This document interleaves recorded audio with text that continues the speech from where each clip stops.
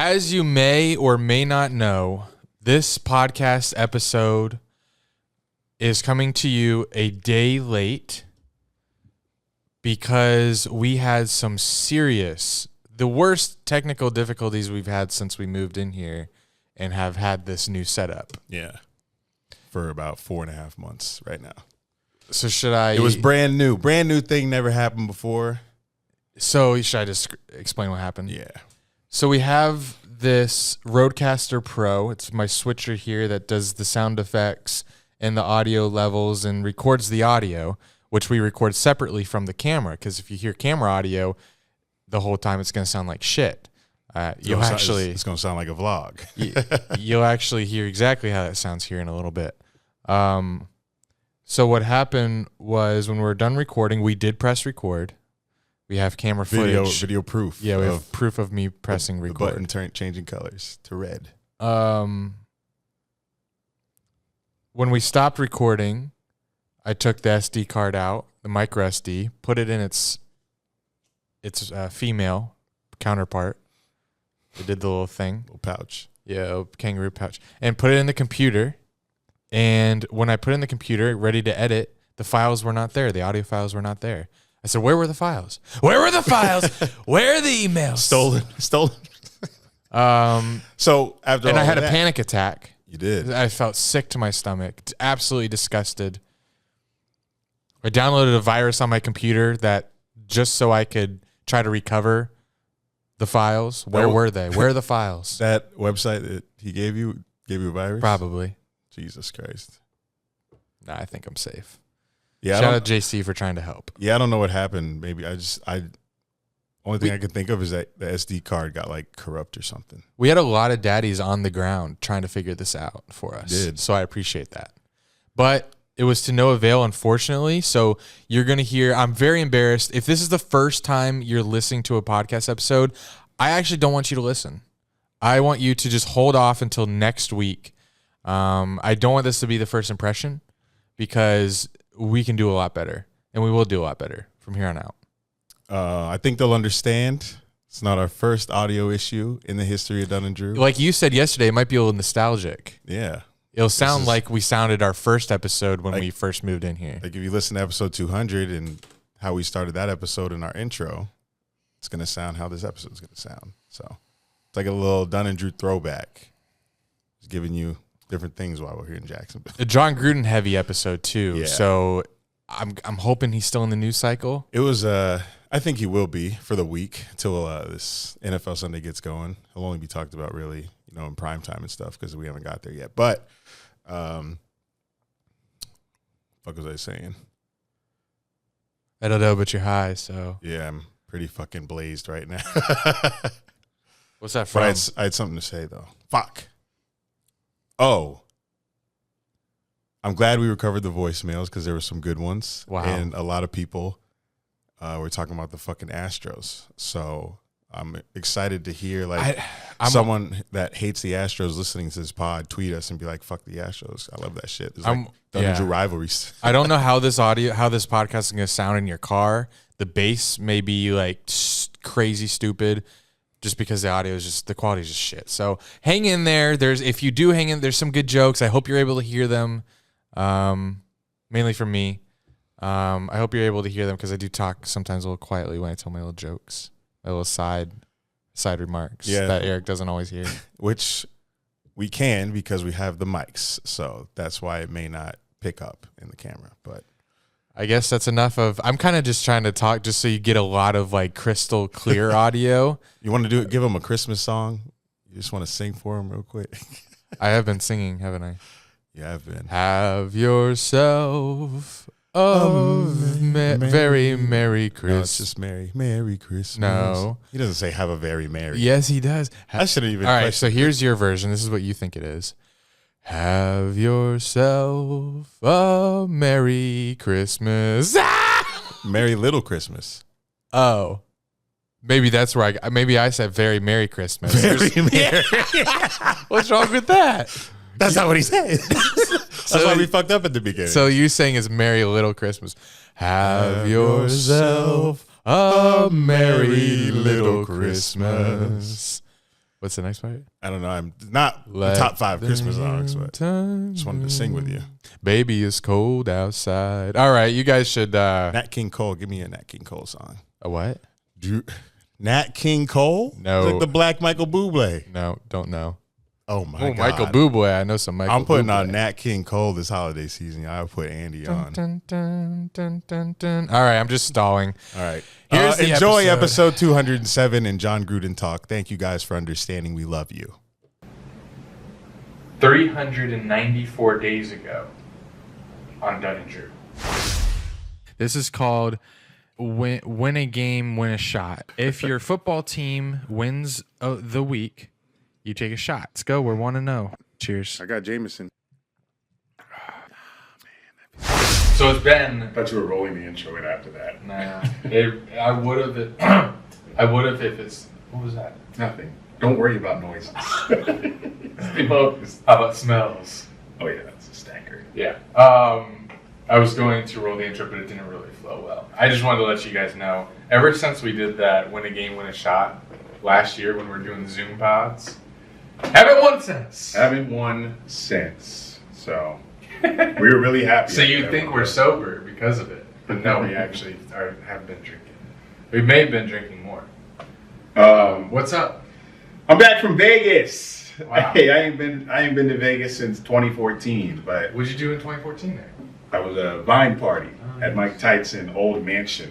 Because the voicemails are rolling in. You're still. Should we just answer it, or just hang out and let them leave a voicemail? Can you put on Do Not Disturb? No, because then it won't go to voicemail. I'll just hang out. Okay. All right. Yes, back from Vegas. Was there for Chip's bachelor party. 2.5 days. Actually, Friday, Saturday, so 3.5 days. Was there 3 nights. That's all you need in Vegas. I was pretty beat down by night 2. But what a great weekend of football. A great weekend of football to watch in Vegas, in sportsbooks, in casinos. Great college games. The NFL's taking shape. We're week 6 now. Gruden's out of here. What a shock there out of nowhere. We're getting close to watching full baseball games in the dad household here. And hockey regular season starts tonight with my Kraken at 10 p.m. on ESPN with their new contract with the league. So we're here, man. It's fall. We got pumpkin, what is that? Pumpkin pancake? Spice. Pumpkin pancake candle here on the table. Candle? Yeah. A fall candle. You know what I did when you were gone? I had a night where I played Christmas music on the TV, lit that candle, and cleaned. Wow, you're fucking ready. You probably can't tell that I cleaned, but I cleaned. I can't. I noticed some shit moved over there in the corner, but that's all I noticed. Saw the dishes washed. Yes. But that's all I noticed. But yes, full football send right now.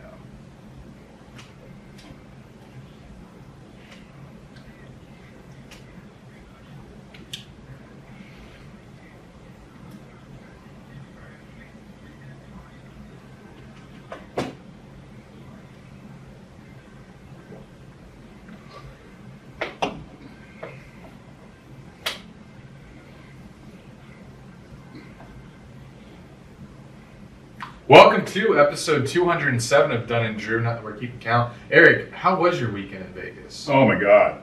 Chip's bachelor party. Yeah, bachelor in quote or party in quotations there. I will get into way more detail about the Chip activities on the Patreon later, but my Sunday at the Raiders game was pretty fun. So most of the people in this bachelor party were checking out of the Airbnb on Sunday, but and flying out Sunday was like, nah, I got to stay an extra night in Vegas. I ain't been there in 7 years. I got to go to Legion Stadium. Y'all know I got this stadium bucket list. So Sunday morning, we check out the Airbnb. Everyone's leaving, doing their own thing. One of the guys in his wedding party actually was going to the game as well. So he came with me to my hotel. We dropped our bags off. There was a room available at 8 a.m., which I was happy about. So we had a place to put our bags. Raiders are like one of 2 teams in the NFL that requires vaccinations. So we had to get those approved before the game because our Clear app wasn't working. So they had an alternate screening process so you could get your Vax card authenticated. So it's all digital for Raiders and Seahawks. Like you had to go in the Clear app and set up a profile and shit, but it wasn't working for us. So we had to find the location to go do this before the game, and the line was pretty long when we got there, like 9:30 in the morning, but it was a very smooth process. They gave out a purple wristband for fully vaccinated people and a teal wristband for partially vaccinated people, and they said the partially vaccinated people had to wear a mask in the stadium. So none of that made sense, because I was like, what are the teal wristbands for? And they were like, it's for partially vaccinated people. I was like, okay. So you got half the stadium wearing a mask, half of them not. I don't understand the logic with any of this, but only one vax and you're less immune. In a packed stadium, does it really matter? Probably not. Exactly, that's the point there. Anyway, after we finished clearing up our vaccination cards, we walk over to the closest casino.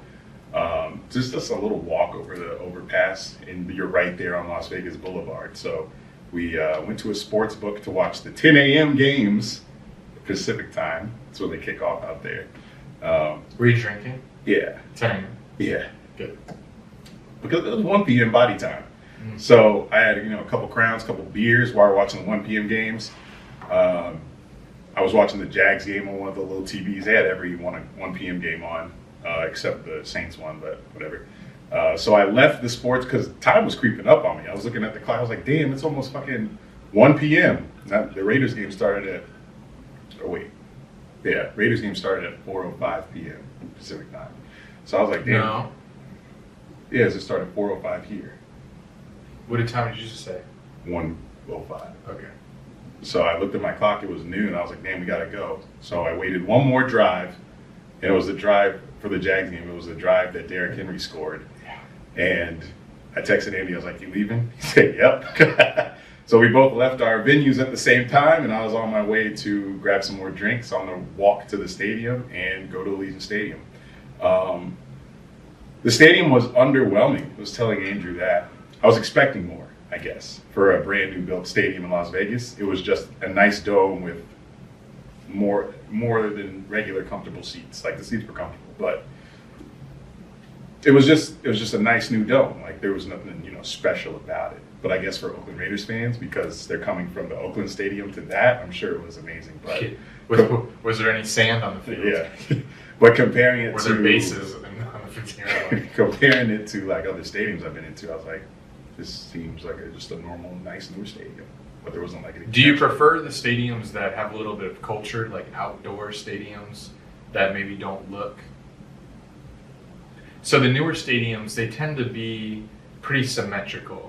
Like, this side looks exactly like that side. That end zone looks just like this end zone. Well, actually, the end zones probably are the biggest difference. So if you go to like Bengals, I'm sure it doesn't look symmetrical, does it? No. I do kind of like the outdoor. I'm not a big fan of domes. I do like the open air, and for some reason, is it loud? I feel like even though the Raiders have a dome, it was much louder at the Bengals game.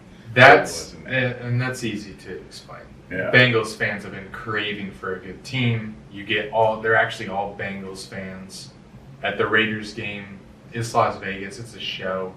A lot of tourists, a lot of Bears fans, and a lot of rich people that go because they got tickets from a corporate entity that just gives out. You know how many corporations probably in Vegas that give out free tickets to people? So not a lot of passion there in Dallas, Vegas, LA, I'm betting. Here's an interesting tidbit. Before I went out there, I was looking for free tickets. One from our new partner coming up here. That fell through. And then I went on my own accord and emailed all the sales managers for the Las Vegas Raiders. All of them. Would you hit up LinkedIn? The website.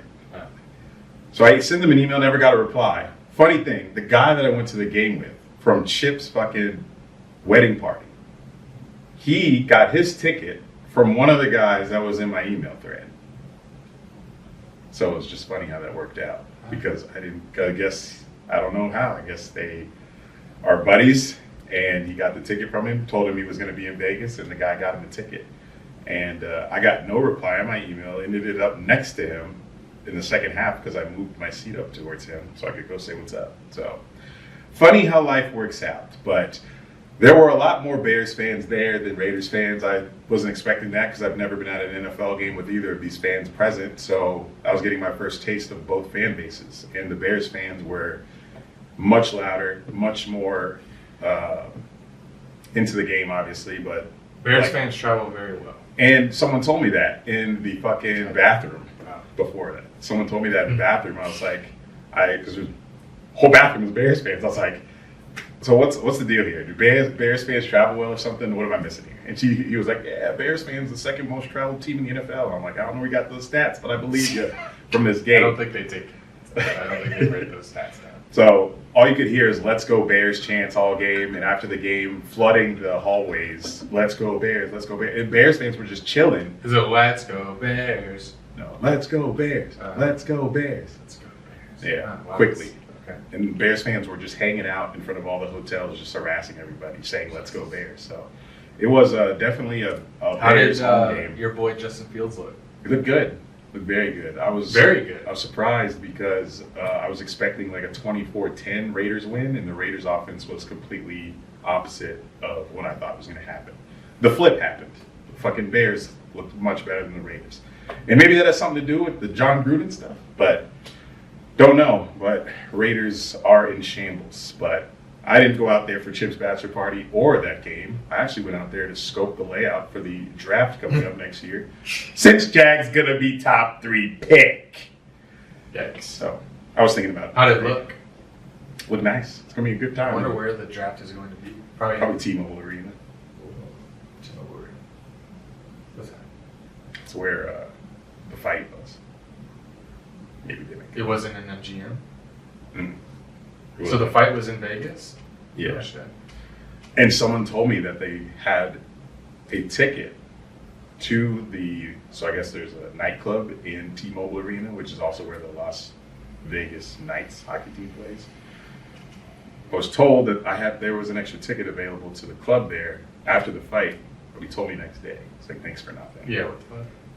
Hey, I had a ticket for you. But I probably wouldn't have gone anyway because I was trying not to ditch Chip in his party the entire time because it's there for him and everything. But we'll get into the Chip stuff on the Patreon because there's a lot to talk about with that. But I just wanted to tell y'all non-subs about my time at Allegiant Stadium and Vegas in general. So we really got Trevor and Urban to be in fucking Vegas next year at the draft, top 3. But we'll have a good time in Vegas. We'll probably die. Can you imagine? Oh my God. Imagine the open bar party in Vegas like we had in Cleveland. In Vegas is 24 hours. Like, yeah, you walk into a casino at 10 a.m. You see the same amount of people at 5 a.m. I was in a casino at 5 a.m. Fucking busy as shit still. Like you zombie walking through that. Wow. It was an unreal place. Like I told, I'd never experienced the Strip. When I went there last time, I was just in a house and partying, and then we went to like EDC Vegas, but I never went over to the Strip. So it was my first time, and I was fucking blown away. I was like, what the fuck is this place, man? It's crazy. Lights everywhere. There's people everywhere. Weird-ass people everywhere. There's alcohol just for gambling. Where'd you stay? Sports books. We stayed about 15 minutes north of the Strip. The Strip. So we were in an Airbnb. Oh, okay. So some of them were sketched out because they thought it looked like GTA, but it wasn't that bad. Like the house was kind of like, it looked like it could be a little trap house, but it had a little smell to it. But the neighborhood wasn't that bad. I think the whites I was with were just not used to not staying in a suburban neighborhood with cul-de-sacs. Please don't say whites. Well, that's who I was with. A party of 10 other, white men. So different perspectives there. Do you want to do shout-outs? Yes, on to shout. Oh. All right, I got a shout out for you. This is good. We got some great Apple Podcast reviews. Love these. Probably my favorite thing to do on the episode. Read shout outs. I think the reviews on Apple are awesome. So we got first one from Noah Dongus. Sorry. Or like Don. I'm not sure how to say his last name. I'm a child. He says, football, laughs, and sometimes... Oh, it cuts off. I'm guessing he's going to say sometimes other things or whatever. He said, Andy and Eric continue to brighten up my week with their perfect sports takes. Oh, wait. Okay, I remember this one. This is the one I did read. So he puts in parentheses things that are on the soundboard. Somebody hit the soundboard when he says it. Andy and Eric continue to brighten up my week with their perfect sports takes. Their unfiltered love for the Jags. Wow. And endless banter. Tune in for amazing takes on your favorite NASCAR drivers. And stick around for the family-friendly skits and bits. There's no but for that one. Good, we don't need it. We do that. Good on we do it enough, yeah. That was a 5-star review. Thanks, Noah. Next one is from Not Hunter Bodine. Hey, or Bodine. Not Hunter Bodine Dean. We're very close with Hunter. He says, come on in, get comfortable, and then that also cuts out, so I can't tell what he said. Hunter says, if someone put a gun to my head, oh my God. It is a suicidal Discord, so it is. He's from the Discord. Very suicidal.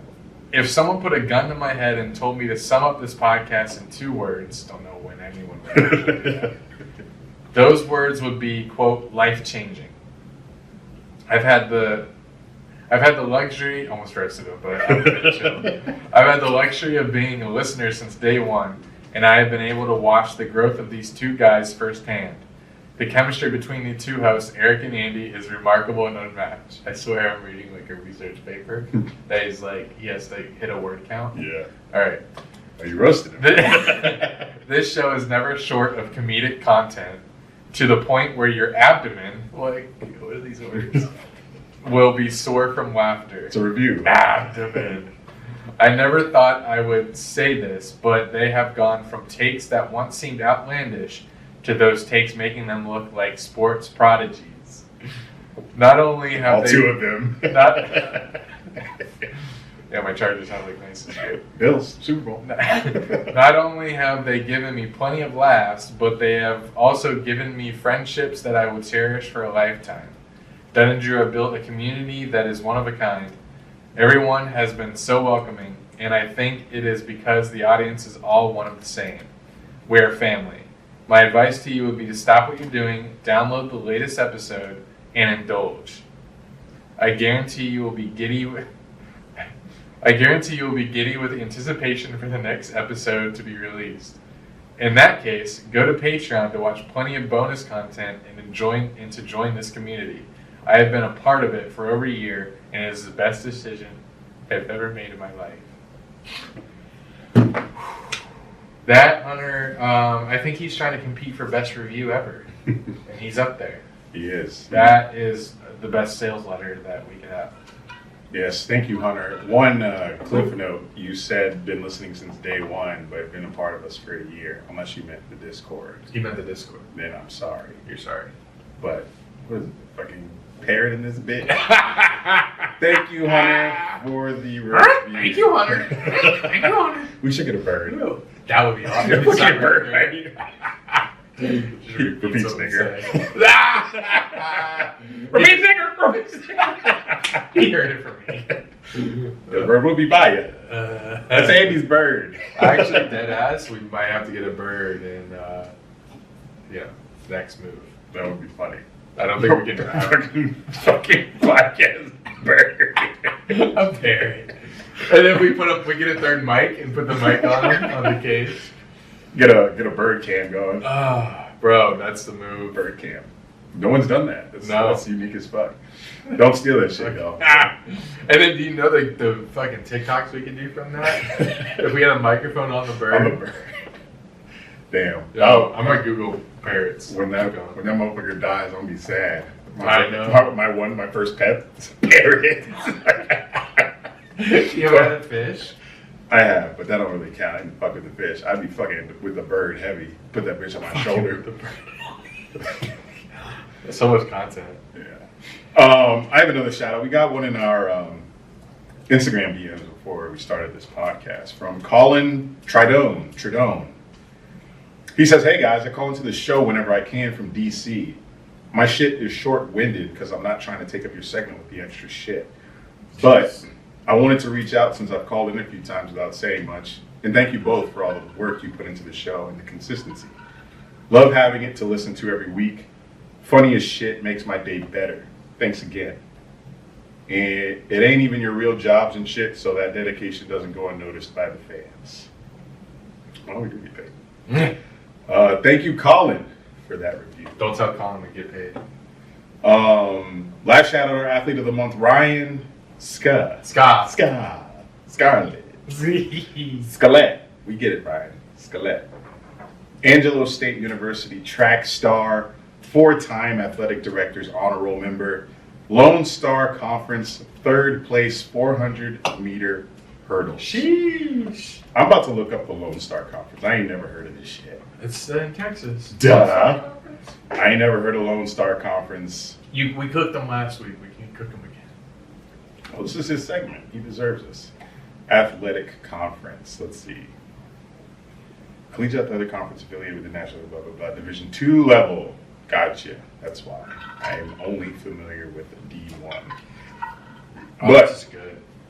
But shout out Ryan. We got you the rest of the month. We got you. But shout out Ryan Ska. We will post your Instagram shout out sometime this month. It's coming, Ryan. Don't worry about it. You got your merch. You got your gift card. Thanks for being a fan of the pod. Thanks for being our 3rd sponsored athlete of the year. Another special shout out to Derek, who was at our 200th episode. If you remember that, he was the one who showed up to the table. He sat down at the table and talked to us during 200th episode. He said that he asked us how many times would we blitz Tannehill. Would we blitz Tannehill when the Jags played him? Very. If we were the coach, would we blitz him? Very iconic moment of episode 200. So he showed up to the last Jaguars game. He showed up for wearing his Blitz Tannehill jersey. Yes. That moment on Dunn and Drew turned into a custom jersey that he bought, he said, when he was blacked out in a Discord voice chat channel with others, including Derek. So he wore that jersey and he partook in the, quote, Drew experience, he called it. Because, you've been promoting your Dunn experience, which is what do people get if they donate $10? They get entered into a raffle to join you where? I thank you for bringing that up because I meant to mention it on the last pod and forgot. So this pod is my last chance. Yes, so the Dunn experience is a game day experience with me, our manager, Chris Ebrio, who set this up, doing a raffle and fundraiser for 2 local Jacksonville children's hospitals. So every dollar that you donate will go to them, and we will give you 6 raffle tickets for a $50 entry and 1 ticket for a $10 entry, and we will randomize that winner through a website. Just put names in, click randomize, and we'll be doing that next Tuesday. So that includes all expense paid trip to Seattle. That's hotel, flight, and game ticket. You'll be responsible for transportation because I'm responsible for my own transportation as well. But you get everything else. You get to go to a game with me, Rio. But flight's covered. Yeah, flight's covered. Transportation, I mean when you land and shit, get Uber. But the rest of the stuff's covered. We got you. That drawing will take place next Tuesday. Actually, Tuesday's the last day to donate, so a week from now, and then we'll probably draw on the 20th next week. So that's for the Jags-Seahawks game. So you get to go to Seattle. You must be fully vaccinated. That's the league rules out there in Seattle. Them and the Raiders, like I mentioned earlier, the 2 teams where you got to be vaccinated to go to the game. So that's the Dunn experience I'm doing with Chris Ebrio for the game day against the Seahawks with no Russell Wilson. So we're in it. So I know this is the part that people don't really care about, but where's the money going that they donate? I said it's going to go to the... I'm like 5 shots of tequila. 5? Yeah. I think 2 cups. I drank 2 shots straight, just sipping on it before the pod. And then I had 2 mixers with orange juice. So 4. Yes. Yikes. The money goes to the children's hospitals. Okay. But I didn't say it's for Christmas toy drive. Okay, that makes sense. Yeah. I like that. So not just hospital, is going to the toy drive to give kids toys. That would be in the hospital on Christmas. And whatever doesn't get used goes to the hospital. So I think there's like a level for toys because there's not that many kids there. Do hospitals need money? I feel like hospitals are kind of rolling in dough. They are, but they giving the kids toys? I don't know. Probably not. Probably taking their toys. So what Derek signed up for, he said, was a Drew experience. And I thought it was funny, but then, after it was over, I counted up what that all entailed, the Drew experience, and it came to this. 3 beers and a Jello shot at the tailgate. So you were sober? Yeah, I was sober. But it's kind of lit. That was enough on an empty stomach or on a breakfast stomach to be like, okay, I'm feeling myself. Was the turnout like tailgate? Regular, normal? A little less. Slim down? I parked for how late I was, I didn't have a terrible parking spot. Damn. Thin and out already. The game, though, wasn't. It looked probably about the same or better than the Cardinals game. So 3 beers, Jello shot, tailgate, so you're a little sober. Jack and Coke, though, after you enter. So you're paying money. That's the issue with me going a little easier this year. That when I enter the stadium, I'm kind of feeling myself. So I want to hit that peak. Yeah. So I get a Jack and Coke when I enter. For 20. So that's what we do when we enter. And then the third final part of the Drew experience, you leave by the third quarter. I actually put a poll on Twitter asking if I should leave because it's like a 2-touchdown game. And the poll received over 1,000 votes. 72% said yes. So I stayed for one drive after the half. Titans scored. Derrick Henry scored a touchdown, and I left. And that was when they put it up 31 to like 10 or 13 or whatever. And that's when I left the sports book and said, let's go watch the Raiders. But all right, shout out to our sponsors over at PrizePicks. PrizePicks, as you know, is a daily over-under daily fantasy app. I said daily twice. It's available in 28 states currently. And first-time users, you guys can deposit and use our code Dunn and Drew to receive a 100% instant deposit match up to $100. Pick 2 to 5 players and an over-under on their projections, and you can win up to 10 times on any entry. And PrizePicks allows you to mix sports, which I finally have done for the first time this week. Easy to use mobile app. That's what we're using here. Available on App Store and Google Play. So I couldn't tell you the last time I won. I've been losing every week. I am not in any kind of groove with this. But here we go again. Tonight. Okay, go ahead. Tonight, I'm mixing sports. I'm mixing NHL. It starts tonight. I don't know what I'm doing there, but it's a little shot in the dark. Mixing a Tampa Bay Lightning player with 2 players that are playing Thursday night in the NFL.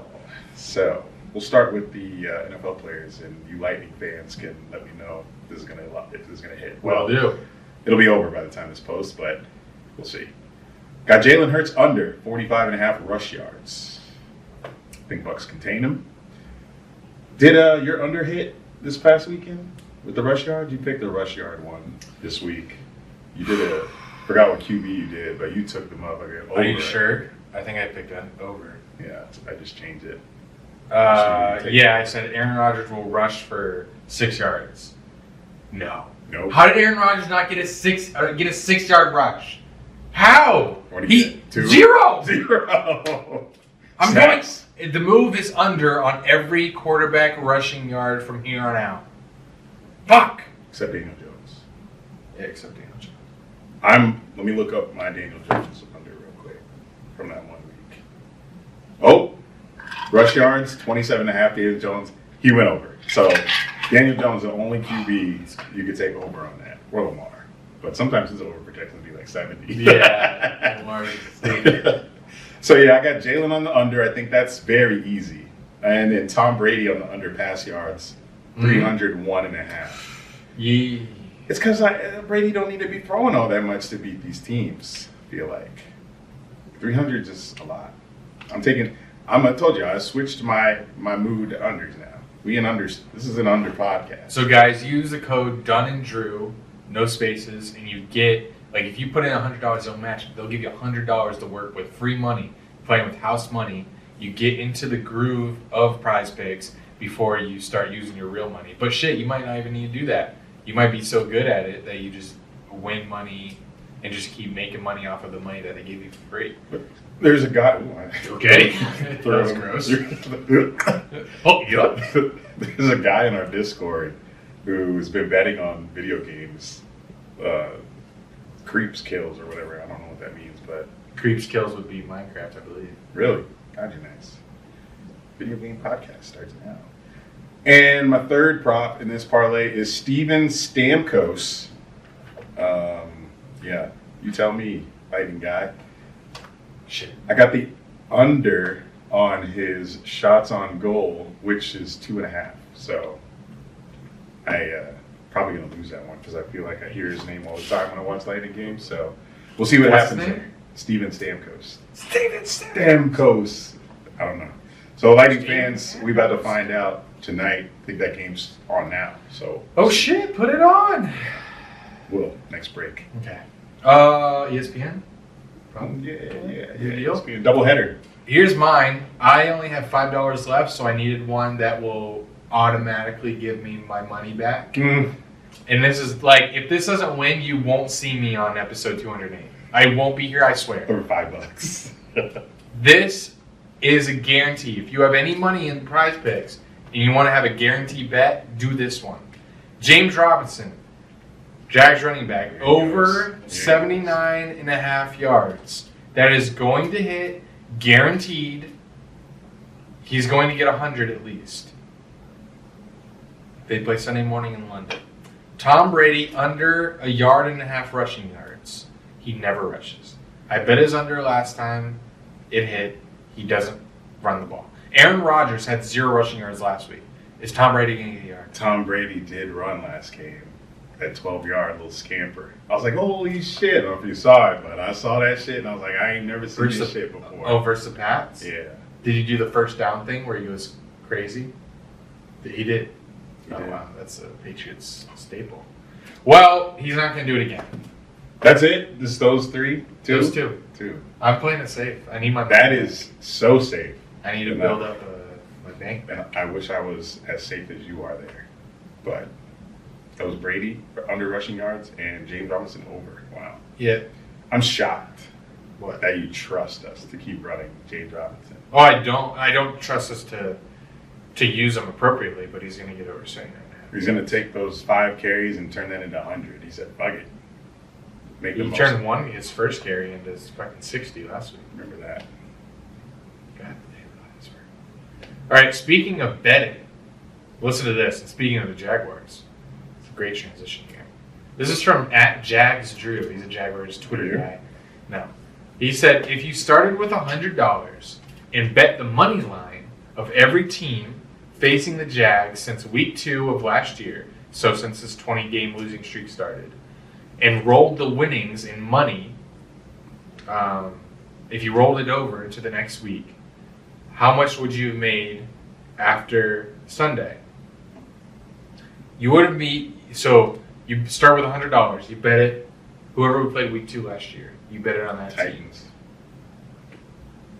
Then you take that winning money, you bet it on the next team. You take that money next team. You would have right now $43,269. If you start with $100 and you bet against the Jags every week, you'd have 43, which isn't hard to do. It's the Jags. Yeah. $43,269. Should we start now? See, I don't know about starting now. I wish I could go back. I think we could get it. Well, you know what they say. You know what they say? No, I don't. They say the best time to plant a tree Oh. is 20 games ago. The second best time is now. Let's plant that tree. Let's plant the tree. Dolphins wipe us. I mean, we wipe the Dolphins. We probably would. If we bet on this game, we would lose. The Jags would win. Does PrizePicks bet not count for us losing? No, just player prop. Shout out. We mentioned our Patreon several times. Patreon.com/Dunn and Drew. We will be talking more about Vegas, and we got a skit for y'all. Yeah, Hung and Promiscuous is back thanks to the Discord. We have a channel on Discord dedicated to Hung and Promiscuous. And that is back this week. They hopefully have a very out-of-pocket script for us to read. Yeah, I would like to laugh. So I would too. Good luck with that. Speaking of laughing, a lot of laughing. Well, Last night. Every episode you love. I don't know why. I don't know when it's just in you. Just in you. Just in you. A lot of laughing last night on Twitter when Jon Gruden news dropped and the memes started flying. Take it away, Eric. Yep. Although, hold on. Who speaks first? I'm gay. You're black. I know. Who gets the floor? He offended y'all most. Yeah, he did. Y'all. All you said was we got big lips. Yeah. Duh. I got big nostrils too. You left that one out, Gruden. I just wanted to say that I am sorry, Raiders fans, for stepping foot into your new Bro, that's what did it. with a Jag shirt on, and all hell breaks loose. You lose to the Bears, and you lose your coach after this shit comes out. This had to be me. This had to be my jinx. I apologize. But needless to say, I saw Jon Gruden's last game coaching. That's historic. That actually is a trivia question one day. Oh, man. But you want the floor? Or? No, you. All right. So last week, we had our coach in the headlines. And thank you, Jon Gruden, for stealing the spotlight away. Nobody remembers what Urban Meyer did. We're now talking about Jon Gruden and the Washington football team who got dragged. Well, they were already in it, but Gruden got dragged into this. So here are the little cliff notes, because this happened so fast. Like, I couldn't even believe it. I was in the Allegiant Stadium, and I wasn't even thinking about the article that had come out on Gruden on Friday because I've been in Vegas just partying my ass off. But I did hear about it, read about it. But I didn't think it was going to turn into this, because these stories come out all the time and they kind of just get thrown under the bus. But more shit developed. But like I said, on Friday, 4 days after the Raiders lose to the Chargers Monday night, the Wall Street Journal reported that Gruden had used a racial trope to criticize a former NFLPA executive director. That was the first time I heard that, racial trope. I have never heard racial trope either. Like, we're not even, like, it's not racial slur if you just use a racial trope. Trope. That's our new trope. It's a trope, you know. He said, dude had big lips, so I guess that's a racial trope. It's a stereotype. Why don't you say stereotype? Yeah, I don't know why they didn't just use stereotype. They're trying to, like, they're looking at the thesaurus. Trope. I seen trope all day on the graphics. How can we cancel this name? I said, what the fuck is the trope? I know we said trope. But anyway. I haven't heard trope since Mr. Ward's Miss Ward. 9th grade English. I failed 9th grade English in high school because I didn't want to imitate Great Expectations. Gatsby. Oh, Expectations. Yeah. Gatsby either. That was junior year. That was senior. Right? But anyway, he did this racial trope in a 2011 email, which was discovered. Do you have the quote? From a separate investigation into the Washington football team. No, I don't know the quote. I would like to hear the quote, because I don't think I actually heard the quote yet. I know was he talking about DeMaurice Smith? He's the head of NFLPA. DeMaurice Smith, yes. He's talking about his lips. Yeah. I'd like to see the quote. Or hear the quote.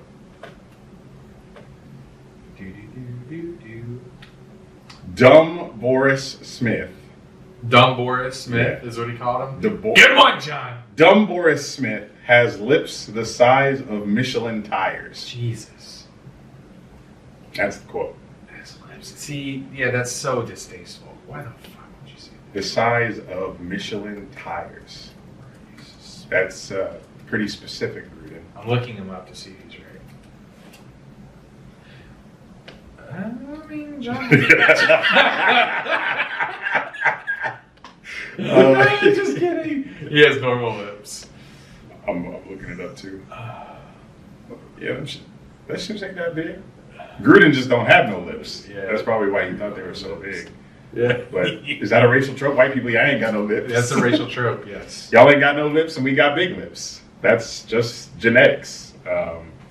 But so he said that in 2011. It gets discovered while they're investigating the Washington football team. How long has that investigation been going on for? And then last night, Monday, 3 days after this report, Gruden came out and downplayed all of that, saying there's no nothing in his body that's racial or anything. And this comes out, more emails come out, where more emails from 2010 to 2018, that's the thing. Like, first people were coming out saying that Gruden is getting canceled for things that he said 10 years ago. But this has been going on for quite some time, and he also included terminology and a pattern of homophobic, misogynistic, and sexist insults, as well as pictures from he received pictures or was sending them. This man sending memes on email? Topless Washington football team cheerleaders. What? It's all that. And not only about all of that, all the sexist insults were about how he was demeaning the emergence of female referees, how he didn't want, gay players in the league. Yeah, I saw that. Then he insulted Goodell. And I think the NFL had their hands on so much more content from Gruden. Yeah, they were. So that they were like, hey, Raiders, we're going to put more shit out of here if that man don't step back. Yes, what it felt like everyone was like, whoever was doing these leaks, it felt like they were like, had a finger on the trigger and were like on standby. Oh, yeah. Checking off items as they came out. And once the final article came out, they were like, all right, it's time. Do it. And then, like, there went his career. I think Goodell was most offended. I think he went to Mark Davis and said, hey, I got email 5, 6, 7, 8, 9, 10 right here. But you better walk to your stadium right now and talk to your coach, or I'm releasing one at a time. Goodell saw that F word. Yeah. So I want to say it, but, you say it on your own time. I'll say Just it. don't email it. No, you shouldn't be saying that now. Now, okay. See, I joked about earlier him sending these emails from Jay Gruden at ESPN.com, but it had to be an ESPN email. Yeah. Well, I don't know. I don't know if he's doing it from. Why would he be doing it from his work email? I'm just bewildered that he'd be using email at all to be writing these things. That's how I kind of know he meant what he said. Because there's one thing to just throw these things around in conversation. You want to act like you're cool in front of other guys, or you're in the closet, so you need to say these words. You say faggot, so people don't think that know that you're gay. But then if you say it in an email, that's like that this man meant it. To type it in an email. That has hella receipt potential.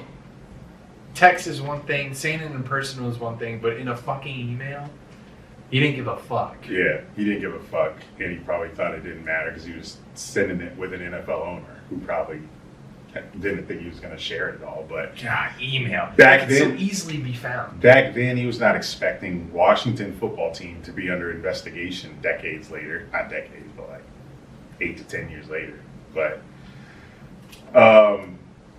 someone said last night, I think Booger was like, what you say in the dark will eventually come to light. Shut up, Booger. What you say in the dark? Like a preacher. But I don't think Others say this too. Yeah. In the dark. There are other coaches that I'm sure, and other executives who have said things like these. Have they been dumb enough to put it in an email? I don't know. No. That's tough. They just haven't gotten caught. Did Gruden deserve to be fired? People are blaming cancel culture, and I'm anti-cancel culture. But yes, he deserved to be fired because you're a head coach of a multi-billion-dollar NFL club. Mm-hmm. You're held to a pretty high standard. You represent that football team. You represent the NFL. If it comes to light, that shit just doesn't get swept under the rug. It's now a PR nightmare. You have to be fired. There's literally no choice. You can't just forget and forgive. Plus, these are things that he said Like, no one says these things. So what Kevin Hart did, he just told a joke, which at the time people laughed at. Now it's a little, we're more progressive. We're like, hey, just chill on that. Like Vines. Like we laughed at stereotypical Vines, and we're not laughing. But now we're more sensitive to those topics. Yeah. So nowadays you want to make a joke like that. But Gruden, that wasn't a joke. He was like literally saying, hey, he was like he was against. Yeah, he believed everything he wrote. Like, he wasn't joking. These were thoughts and opinions that were pretty serious, and they weren't jokes. That he only obviously could comfortably write to an NFL owner that would not tweet or share about it. And the owner still didn't. These were discovered through the investigation of the team. And it's funny you mentioned Kevin Hart, because I was going to say, like, you're talking about when he got his job to host the Grammy or Oscars, when he got that privilege revoked for something he said in the past. Is that what you're bringing up? When he was going to host an award show and they said no. Yeah, Oscars. I was going to say that as well. So, great minds think maybe. But yeah, this ain't cancel culture. This isn't for old emails from 2011. This is a necessary resignation. He resigned because that man was out of here anyway.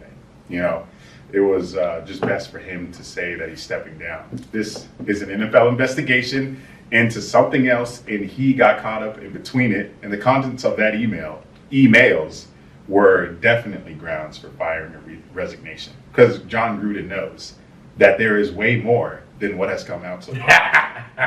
So it's like, I'm getting out of here. I don't want. So if I'm Jon Gruden, I'm like, all this shit already got seen. I don't need any more shit coming out. Because usually someone only gets called out for one past bigot remark, like Kevin Hart. This man had a royal flush. I wrote that joke before the pod.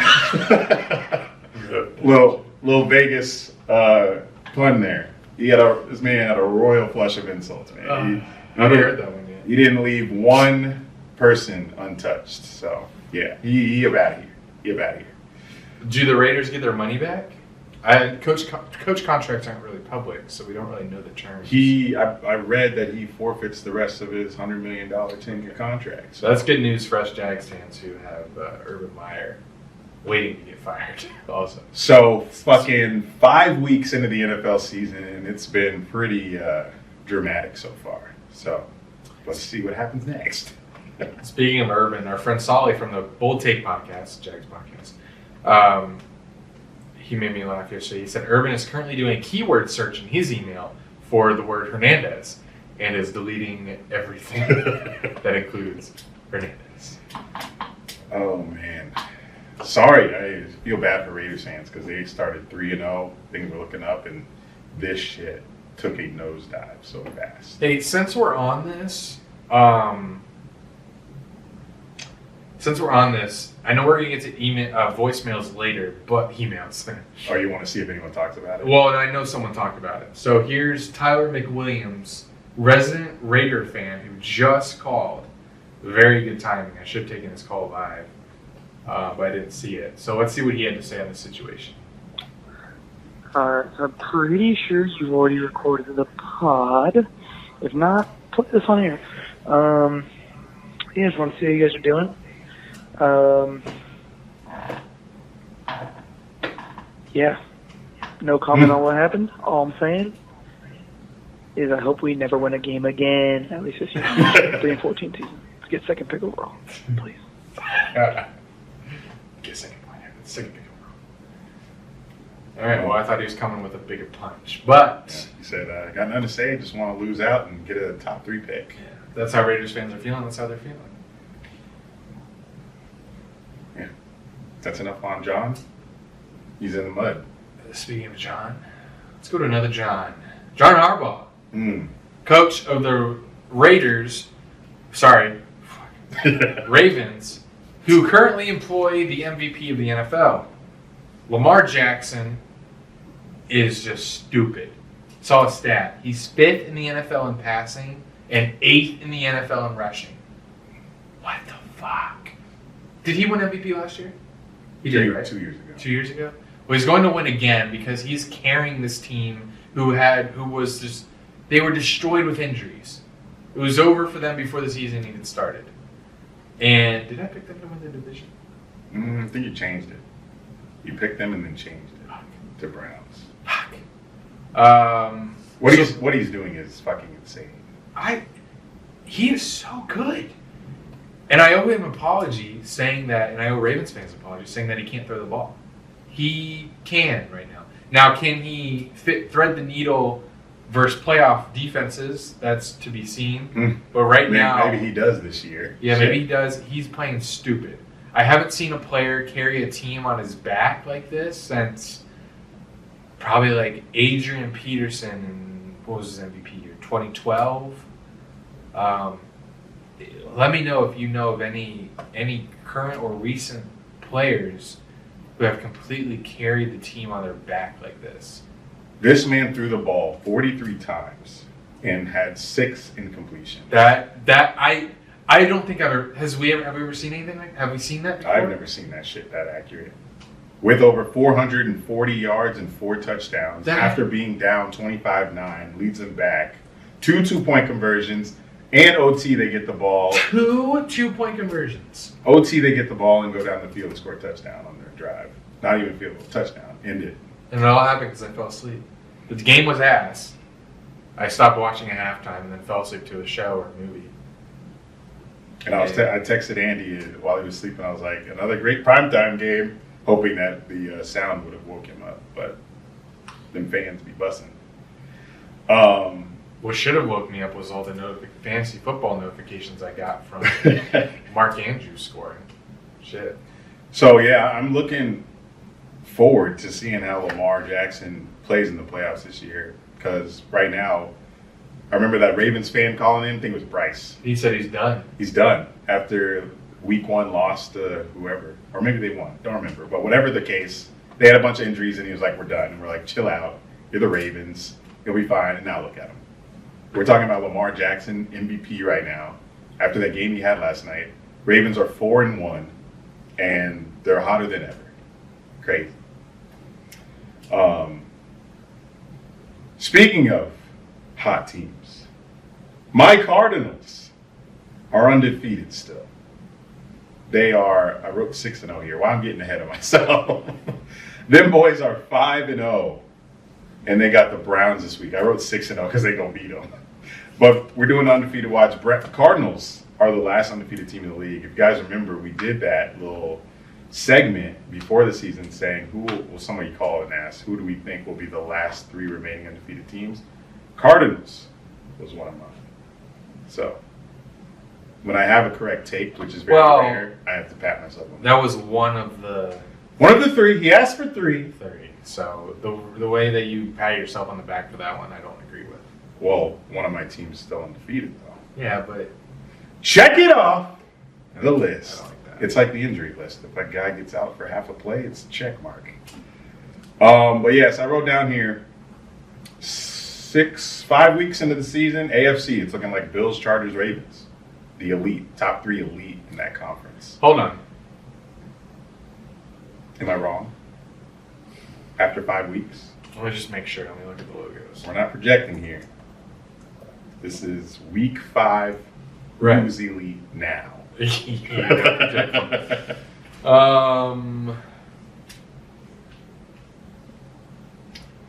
now. Bills. So it's probably the same list that you have. Are the Bengals? No. Come on, you're Chargers though. Come on, you're Chargers. Oh, I know the Chargers. But are the Bengals elite? No. They're mid. Chargers. Yeah, I think you're right.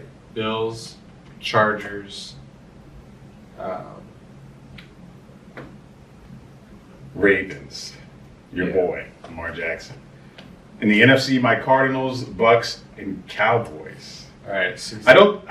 Listen, I don't think the Cowboys are frauds. I know we love to hate them because everyone talks about them. But if you look at the Cowboys' schedule and how many fucking points they're putting up, it doesn't even matter who they play if they're scoring like that. No one's going to compete with the Cowboys in the NFC. You're missing the Rams, so I put the Rams up there. Don't say, oh, they just lost. The Rams are there. The Packers are there. So there's definitely more elite teams in the NFC. Rams, Packers. I put Rams, Packers, Cardinals, Bucks, Cowboys. Are there any others? Probably not. MSC's pretty deep. Packers on thin ice for me. Even though they're 4-1. And when, man. All right. Hey, What are we at? should be good for another 3 or 4. I am proud of my Cowboys and Chargers picks. I picked them both to win the division. It's looking good right now. I love that. Chargers was, what a call. Justin Herbert looking like a goddamn star right now. I just don't. No, I've never seen a rookie quarterback do this for this long. And Not a rookie quarterback, but I've never seen a quarterback come in and not at least stumble. He's looked great ever since he came into the league. I don't understand. And what about Mike Williams? I don't think we're talking about Mike Williams enough. I don't think we are either because he was like he had so much potential even with Phillip Rivers. You know, you draft him and he catch a touchdown every now and then. Now he's like realizing his full potential, which is cool. He's catching he's going stupid. It's like, where did this come from? Where was it there all along? And he just didn't have the quarterback? Yeah. Both of his touchdowns against the Browns were 72 yards Jesus. and a 49-yarder. And he had 16 targets, 165 yards. Targets. Eight receptions, 165 yards on 8 receptions. That's fucking insane. And he's doing this every single week. Like, he's not... Mike Williams could have been like a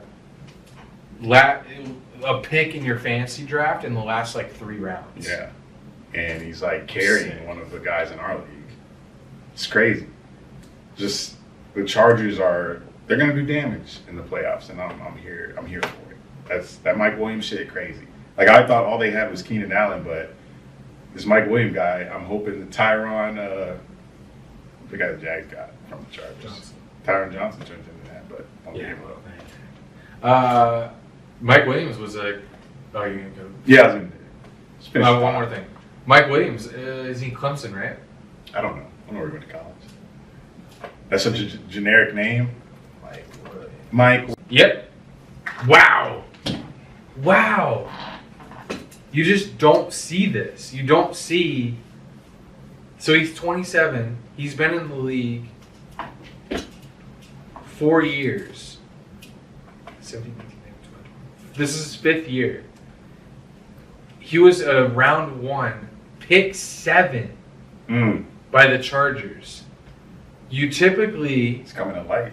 don't see a team giving a player this many chances to where in the 5th year, if they were a round 1, pick 7, they finally come on like this. What the fuck? It must be a contract year for him. Or that, and he's got Justin Herbert now. That man's amazing. So you can put that ball anywhere on that field, and Mike Williams is like, "Ooh, got it."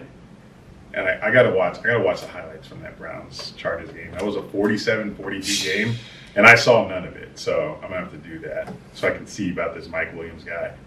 And the one time that we were getting a Chargers game in prime time, I wanted to watch Mike Williams then, but that was the one game where he didn't go off like he did every other week. So I wasn't able to see. So I'm just gonna have to watch highlights of this man.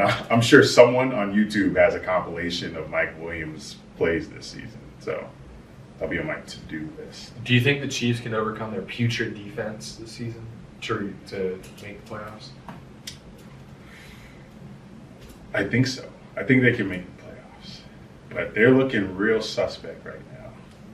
But Chiefs, they're falling off fast, and the more they lose, the more I'm not picking them to win nothing. But didn't anyway before. Neither of us did before the season. I said Chiefs, Rams, Super Bowl. I keep forgetting your Super Bowl take. Yeah. Shit. Chiefs, But Rams. my pick still is looking good as for the Chargers to win the division. So Chargers win the division. Chiefs will have to make the playoffs for that prediction to stay true, obviously. So they'd have to be wild card.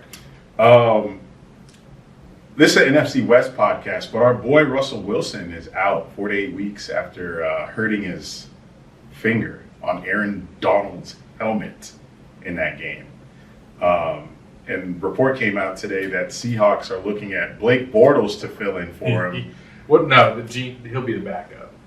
Gino will start. Gino will start. But it would be classic Jags if Bortles was in starting that Halloween game against the Seattle Seahawks that you guys can donate to our, fund to get a chance to go to. If Bortles played in that game and ended up beating us, that would be classic Jags. So we've lost to everybody who's left our team and played for another team. And we get to see more of that in December when we go to fucking LA and play Jalen Ramsey. I'm sure he'll have a field day with that one when we're 0-12. That's a little mini rant.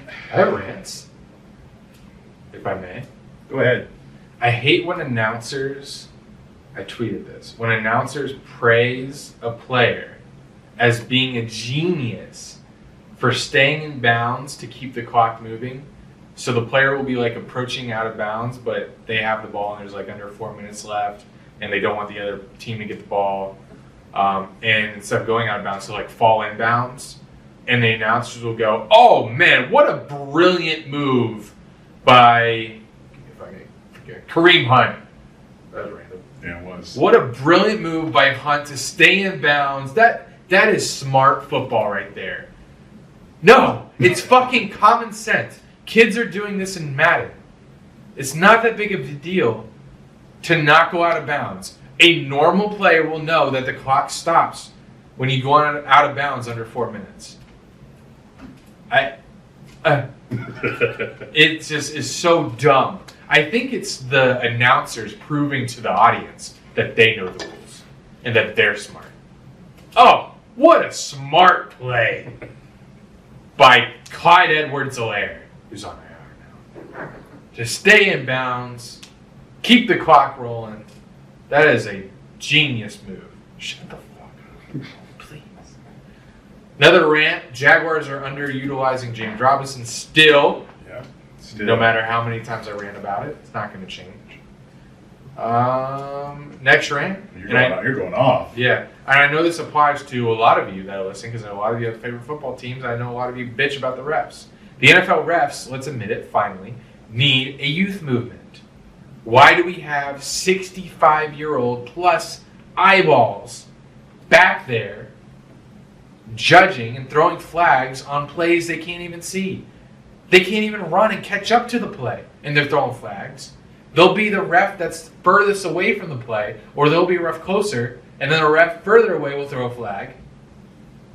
We need a youth movement, or we need refs to be on salary to where this is their only job so they can dedicate their life to it, because it's ridiculous. Yeah, there's shitty calls every fucking week, every game. Doesn't even matter the sport. Fucking fans are bitching about refs in every sport. Hey, so was it NFL or college that had the double punt? Was that Thursday Night Football? There was a double punt this past week in sports where the player... Oh, it was Thursday Night Football. where he caught it. Yeah, it was Thursday Night Football. I think it was Rams Seahawks. The punter, I think it's for the Rams, went to punt it. It got blocked. He picked it up, ran a little bit, punted it again. And apparently... They said that was legal? Yeah. I mean, Mike Pereira, when they got him on, he said, "Oh, they'll be taking this back. They'll be," but then they were like, "No, it stands." So that's one of those. Someone lying. Well, that's one of those rules that I think when you're writing a rule book for the NFL, would you ever think about that? No. What would happen if the ball was blocked and the punter picked it up and was still able to punt it? How many times would that happen? So that makes me think they never even had a rule. When would they have a rule for that? If they do, that's impressive. Yeah, I'm thinking. What do you drink? Because as long as it's behind the line of scrimmage, you can pooch the shit, can't you? If it's a punting play. I know you can't randomly kick a ball if you're running an offensive play. You can. If you throw it back, you can punt it. Like if we throw it back to James Robinson, can he kick it? I think so. Oh, shit. So maybe that. Yeah. Because it was blocked, it's not dead. But it's still an attempt. Like if you attempt a kick, like during a field goal, I don't think you can pick that ball up and then kick it again. I don't know. Maybe because it's a scoring attempt. Yeah, I don't know. Maybe it's separate rules for the kicks, but they allow them to return it before it hits the ground at least. So don't know the rule book. It's probably as long as the IRS code, buddy. Tax code, buddy. All right, week 6. We'll let Drew get his drink, but let me set this segment up. Lots upsets in game of the week. Drew, we used to go game by game and keep records that way, but switch it up a little bit. And it's working out in Drew's favor because this motherfucker is 10-2 so far in his picks. And I'm 7-5. I'm looking like a nice MAC team in college football going to a fucking Ford dealership bowl game in Idaho. And he's looking like a Capital One bowl. Drew is undefeated in his locks. He got lucky last night. Lucky! He picked Ravens to beat the Colts in a lock, and Colts kind of just folded on that one. But that is the only undefeated stat for each of us. Locks, upsets, game of the week. The only undefeated stat, Drew's locks. Because my fucking lock last week, Raiders, lost to the Bears. I really thought that was game, set, match. But now look at me. I look like a fool at 3-1. So week 6 is here. Thursday night we have Bucks Eagles, but that's not on any of ours. So yeah. Lock of the week. Give me. I need a redo. Packers over the Bears. Because Bears, they fucked me last time, so I need revenge. This is the way I get my revenge, by taking the team they play this week. Aaron Rodgers, go get it done. The one blemish on my upsets of the week. We just got that deal email from our future sponsor. Say that. But I'm tempted. Damn. It's just timing. Just updating the terms. My only blemish on my upset picks is the Jaguars last week. Picked them to beat the Titans. How foolish. You know, it's wild. So this week, for my lock of the week, give me Dolphins over Jaguars. I need to use the Dolphins this year as a lock. So why not use them when they play the Jags? I'm going the opposite for my upset. I think this is Yeah, well, it's not. I think this is the game the Jags finally get their first win, you know?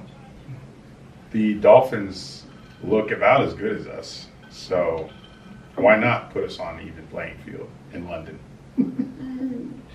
Give me the Jags upset +3 over the Dolphins, buddy. It's this and the Jets. That's the only dubs this season. Let me get one of them right here. Call me crazy. Crazy. My upset is Lions over Bengals.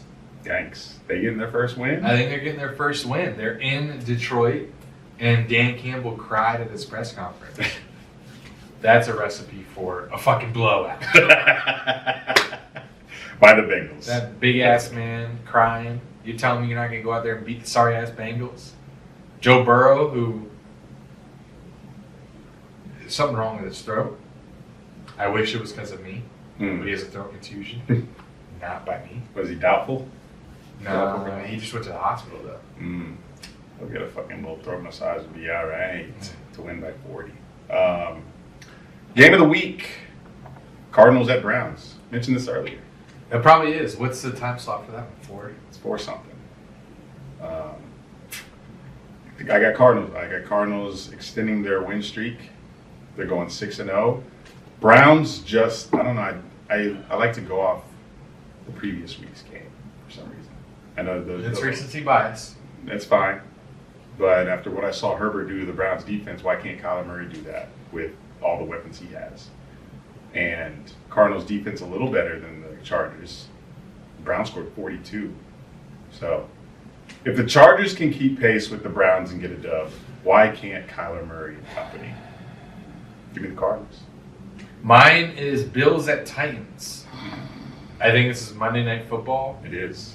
Give me Bills to win that. Maybe I'm just picking this as my game of the week. So that is a blowout if I've ever seen one. Really? Bills are, after what I've seen these past 2 weeks, Bills are, they're hungry, man. Derrick Henry is in his last 40 games is the best running back in the history of the NFL statistically. He's fucking stupid. He's going insane. He has to. He's got to carry that team on their back because that offense is a little shaky right now. You know he's from here? Jackson? I heard about that. Through the grapevines. Yulee, specifically. Yulee. But just a few minutes away. Yeah. So, looking forward to another week of NFL football.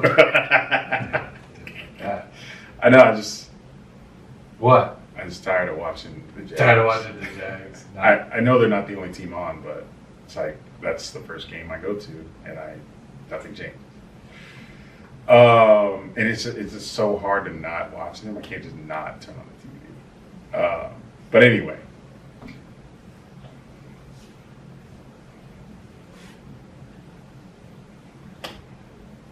This man trying to give me hype when I lost. This is not a hype week.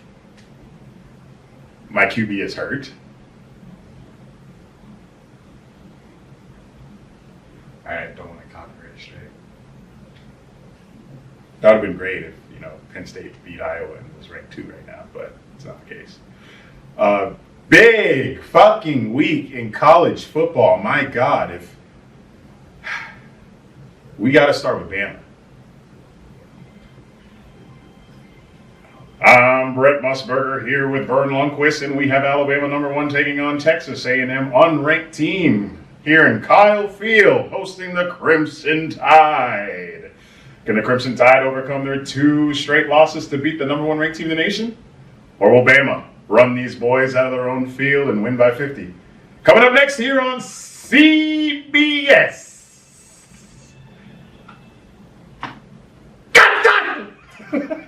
That was good. Off the dome, commentating off the dome. You did say will Crimson Tide beat Bama. Oh, But other than that was pretty good. that's the IPA hit. It's not an IPA. It's a fucking lager. Lager, buddy. A little American lager. But yes, after our voicemail last week from Jessica, our dear friend Jessica, us saying that, it's crazy that you can just walk in every game and be like, we're going to win. Bama loses to a fucking unranked team that I roasted last week because they had just lost to Arkansas in Mississippi State. Just roasting this Texas A&M team. And they go out here and beat Bama. They were up the whole game. That quarterback looked legit. He was making some good fucking throws. That's what it took. God, that quarterback looked good. Yeah, I didn't watch, but... What were you doing during this game? I wish I could remember. I saw the third quarter because we were back in the Airbnb and changing to go back out again. And I was out when it finished. Like we were walking down a giant casino. Crazy. I couldn't even explain this casino, but I didn't see most of the game, but I saw them lose on my phone. But I was sure that TAMU was going to keep that lead when I saw them 31-19 in the third quarter, but that shit crazy. But they dropped to? They dropped to 5th, so that's like shocking. Yeah, they only dropped to 5th, but I think it's because. But that makes sense. They're fucking Bama, and the wins that they've had this year have been really good. And all the people they're above have 1 loss, except for like Michigan, but they're better than Michigan. Michigan State, they're better than them. I mean, let's be real, and I know you don't like to do this. If the playoffs started today, Alabama deserves to be in it because would you put money on? Well, I like doing this with college. Okay, because it's more practical. Would you put money on anyone besides Georgia to beat Alabama? Fuck money. Would you put your life on it? To beat Bama in the playoff? Yeah. Other than Georgia? Yeah. Not a chance.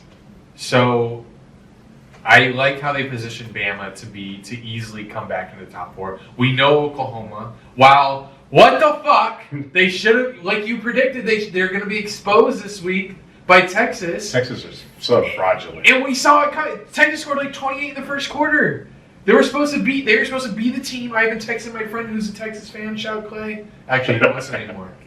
No shout out. Damn. No shout out. Take it back. Take it back. Fuck you, Clay. I texted him saying, you guys did it. You're the team to expose, finally, this Oklahoma team.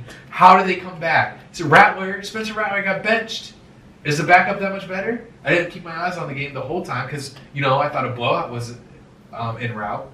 Yeah, I only saw the fourth quarter, but I saw Texas up before I had got to the sports book, and I was like, wow, Texas did it. You know, they're gonna do it, man. They're gonna do it. Big rivalry. They were up fucking 3 touchdowns, I think. The stadium was lit, and that was the biggest fucking sold game if I could ever think of one.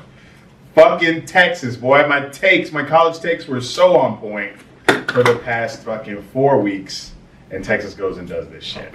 But that just proves to me more that Oklahoma is about to lose. They're about to lose to somebody. I don't know who the fuck it's going to be, but Oklahoma is not it. Are they this resilient up until the fucking playoffs? Absolutely not. Someone is going to take these boys down, and until someone does, I'm going to say it every week because it's going to happen. If Oklahoma makes it to the playoffs, I will get a Spencer Rattler jersey. What if they do make it to the playoff? Wouldn't it be kind of nice to see them make it, and then they're hyped for Are you horny? they're hyped for a playoff game, and they just get routed by Georgia or Bama. That would happen. Just absolutely routed. It's crazy. Fuck. But enough about Oklahoma, Texas. Jesus. I mean, that was a fucking Oklahoma crazy game. Oklahoma probably is feeling themselves right now, being ranked 4 above Bama and coming off that rivalry dub. And they sit alone. Well, not alone. They're tied for first place in the Big 12 with their in-state rival, Oklahoma State. But we don't get that game until rivalry week, which is the last week of college football season. So both those teams got to stay undefeated, and that game will be crazy. And Oklahoma State's ranked 12. So if both of those teams stay undefeated, that's going to be a top 10 matchup in Oklahoma. It'll be the biggest thing to happen in Oklahoma ever. There's been some big tornadoes that have In the Tulsa Massacre. destroyed some cities. Penn State. Unfortunate loss. That's the word for it. Unfortunate. You guys loss were up to most of the game. Iowa. You guys were up most of the game. We were cooking their ass. It was like 20-10. No, it was like 20-10, and then 2013 they came in within a touchdown, and then they tied it, or they went up by 2. Well, QB got hurt. That's where everything changed. So we were running their ass. It was 17-3 or 20-3. QB gets hurt. Like, I roast Sean Clifford, but if we don't have him in the game, I didn't know who the fuck our backup was. Will Levis is on Kentucky now, so I had no clue who was QB2 until this game. And he was fucking awful. So bad. He could have stole this fucking game from Iowa if he could have completed maybe like 5 passes to wide open people that he overthrew. We would have won by 20 if the QB was never even hurt. But like I said, if Penn State lost this game by 5 or less, last episode I said, Penn State loses game by 5 or less, they'll still be a top 8 team, and they're sitting here at 7 now. So Penn State still controls its own destiny. Iowa's on the other side of the Big Ten Conference. And it makes it better that you lost without your starting quarterback. I think the voters take that into consideration. I hope they do. Clearly they did. So if you win the Big Ten, If we win the Big Ten, that means we've won out, so we'll be in the playoff, most likely. Which side is Iowa on? On the other side. So you'd be playing them in the Big Ten championship game? If they make it. If they keep on the roll. It looks like they will. We've seen some crazy shit in college football. We just saw Texas A&M beat Bama. Yeah. I'm not putting any unranked team past beating anybody above us right on this list. It's about time that Bama lost, though. Like, they are constantly playing SEC teams. These school atmospheres are so crazy that it's about time. And whenever they visit one of these schools, this is that school's Super Bowl and national championship. So they get up, the fans get up, the players get up. And think about all the times that Bama has come in and just wiped the floor with these teams that are getting up like it's their national championship game. Like, it's about time this happens. And it just goes to show you how fucking special Bama and Saban are, that it's taken so many tries for this to finally happen. And the crazy part is, like, Bama could still, you can still go back to that SEC championship and then win the whole thing, even if that one little blemish on this game. Yeah, it's gonna be very interesting if Bama, like, when they play Georgia in the SEC championship game, It's going like Georgia has to get up for that game like it's the national championship game because if you beat Bama and keep them out of the playoffs, which that potentially could do, probably could do because the ranking would come in right after that game, the final ranking for the playoff rankings after the conference championship. Yeah, so it'd be hard to put Bama if they have 2 losses and they just lost.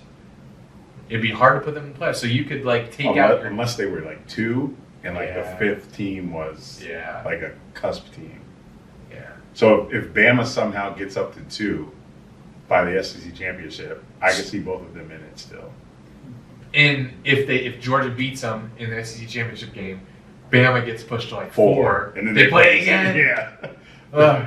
Crazy. SEC, that Georgia Bama shit crazy. I can't wait for that game, assuming it's going to happen. Yeah. Cincinnati at 3 is like, what? Cincinnati. Yeah, I've never seen them in the top 4. Just came from there.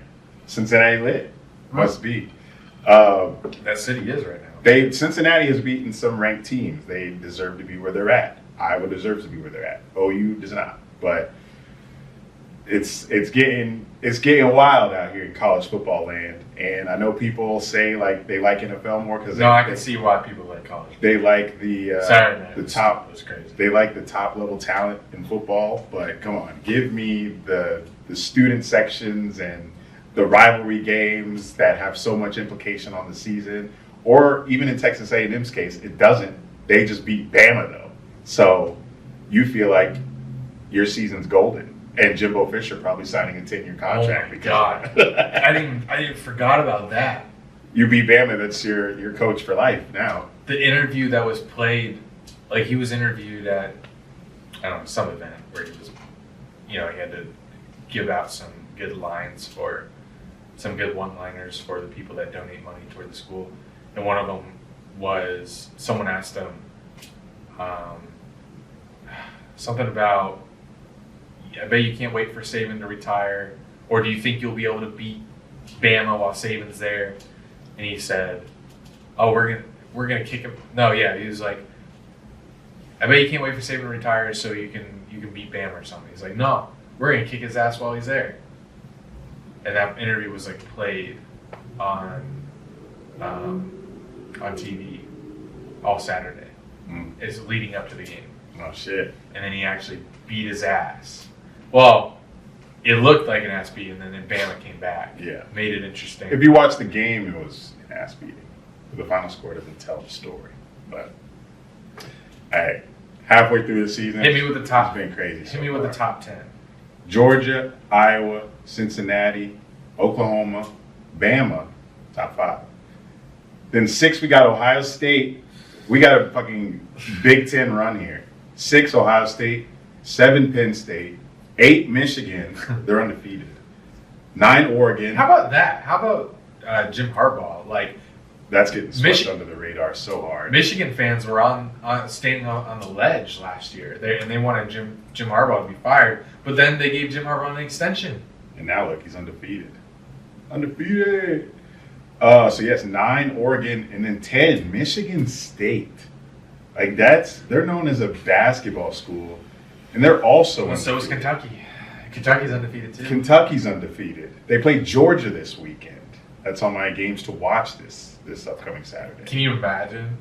No, Kentucky beats Georgia. No way. It's a shit show. It's a shit show at that point. That would be like no, it wouldn't be like Auburn beating Bama, or sorry, A&M beating Bama. Because A&M is more of a football school. Kentucky is not a football school. I'm getting goosebumps thinking about Kentucky beating Georgia. We got Iowa at number 1. When the fuck has Iowa been winning anything besides corn jockey? Jesus. And then 12 Oklahoma State, 13 Ole Miss, 14 Notre Dame. This is where we start snoozing. Told you only top 15 matters. And then Coastal Carolina been hovering around that middle of the pack ranking all season. But what else we got to look forward to this week? Kentucky, Georgia. All eyes on that one. I don't know where College Game Day is going to be. I'll look it up real quick. And then Iowa's playing Purdue. Big Ten, I don't know. We saw Purdue beat Ohio State that one year when they were ranked in the top 5. So that's why I was like, I don't know if Iowa's is it. They were losing pretty bad to us before our QB went down. So they're all vulnerable. And I think Iowa, they got us tough. They got to keep week by week. They got to beat teams. And then Oklahoma State versus Texas. Can Texas rebound against Oklahoma and then try to beat another ranked team? It's gonna be tough. Yeah, but I think Oklahoma State is looking at that game, and I think they're gonna beat Texas, man. Texas, I tried last week, man. I said y'all gonna beat Oklahoma. Y'all let me the fuck down hard. But College Game Day is in Athens for Kentucky, Georgia. Okay. They're going back. They were just there for the Arkansas game. So they're living in Austin, Texas. But yeah. But one last thought about Mississippi State, because they're playing Bama this week. So I'm saying they might go into their game against Bama thinking that they can win, since they just beat Texas A&M, who just beat Bama. But Mississippi State fans, you're getting wiped. Yeah, they're Saban and Bama might put up fucking 6. I don't know what Saban got them boys doing right now, but don't get caught. It's probably illegal. Don't get caught, Saban. All right, so we just talked college football. I know we got some voicemails from TAMU listeners, Kyle, Holden. They were there at the game. I asked them to call in. Holden said he already called in before I even asked. So let's start with Birmingham, Alabama. You know where this might be going. Oops. All right. Jesus. Birmingham. What's up? This is Dunn Collins, calling in from Tuscaloosa, Alabama. Love it. We had a tough weekend this weekend, but we made a lot of mistakes in the game, and we're going to come back to head high. We're going to make it to the SEC championship. We're going to beat the Dogs and win it all again, because we're the Alabama Crimson Tide, and that's what we do. And I'm just calling to say, roll Tide, baby. I mean, yeah, that's probably what's going to happen. Yeah, just a fan, just being a fan of that team, And being able to have that confidence must be nice. He's just like, that's what we do. We're Bama. Detroit. Hey, Drew. True. And Dunn. It's the Drew and Dunn show. What's up, man? This is Ewok. Hey, I just tell my boy Dunn that I just got invited to go to LA next year for IMDA, which is the International Model Talent and Audition Boy, you cute. agency over in LA in January. They partner with Little Man, all of that kind of stuff, man. So good things coming next year, man. All's up. Hey, you cute? He an FAU guy? I was up. I don't know. Why would he say Allison? Maybe I'm fake, but maybe he just thinks I go or knows I'm from FAU. I know the name. Shout out Eric Walker. He's a big responder in our text community. So yeah, I'd like to know more about that modeling opportunity. Hit me up. Hello, it is Angelo Donadio from Charlotte, North Carolina. I wanted to start my call by apologizing for last week's call. I'm sorry, Andy, I disappointed you in the tone of my voice. I will no longer do that ever again. I'm kidding, but it's been a great week. I'm over the Dolphins. You know what? So what? We're bad. We're always bad. It's not going to change. That's why this year, for the rest of the season, I'll be rooting for the Cardinals. On top of that, I've had this sort of long-standing beef with Bando over Lamar Jackson not being top 10. Well, after last night, I have to apologize to Bando and to Lamar Jackson. He is definitely top 10, maybe even top 5. But I'll still talk shit, because every single time I talk shit, he does really fucking well, does something crazy stupid. So maybe I'm his good luck charm. Anyway, hope you guys have a great pod. Love you. Bye. Our community's funny as hell. He's taking ownership of the takes. Love it. Lamar Jackson. I mean, it's okay to have been wrong, or you were right in the past. We were right. Lamar Jackson, he didn't have the accuracy, and I went. I think he's still top 10. Like, if you need a weapon, he's just a weapon at quarterback. They haven't really figured him out yet. But right now, he's like top 3. He's top 3. No quarterback has ever done what he did last night. And not only that, I saw a graphic where they were showing us team total yards, Lamar Jackson is like middle of the pack, like 13 or 14, has more yards by himself than half the league. Yeah, half the league. Half the league teams total yards on his own, passing and running, crazy. Lamar Jackson. Yo, Andy. So I have a question for you. All right. How would you introduce Eric into AEW? What would be his theme song? How would you book him? Who would be his first feud? What would be his character? Love y'all. Who's this? I don't know. I would think it would be John Michael because it kind of sounds like him, but this is a call from Sherman, Texas. Why he's making you Tony Khan right now. Yeah. How would I? Well, his first rivalry would be with MJF because of their Twitter beef, and that'd be a good callback. Yeah, it would be. He would be a. Would he be a face? Oh, he'd have to be a face because MJF is a heel, so he'd be a face. My name be Rev. Yeah, probably Reverend Dunn would probably be his thing. Maybe he'd come out to like church music, but that would be heelish. Gospel trap. Yeah. Oh, that would be face. He came up to gospel trap. That would be funny and good. So that's how I would book him. He'd have to take the L. MJF would have to go over. But the rivalry could start from maybe he'd beat Wardlow. He'd probably beat Wardlow. Would finisher move? Cum blaster, dude. Cum blaster. Okay. Just shoots cum in MJF's eye. He's rolling on the ground. Oh shit! I don't know if I'm jumping off ropes. Yeah. Because Miro doesn't. Really. Just big as shit. Uses his arm and shit.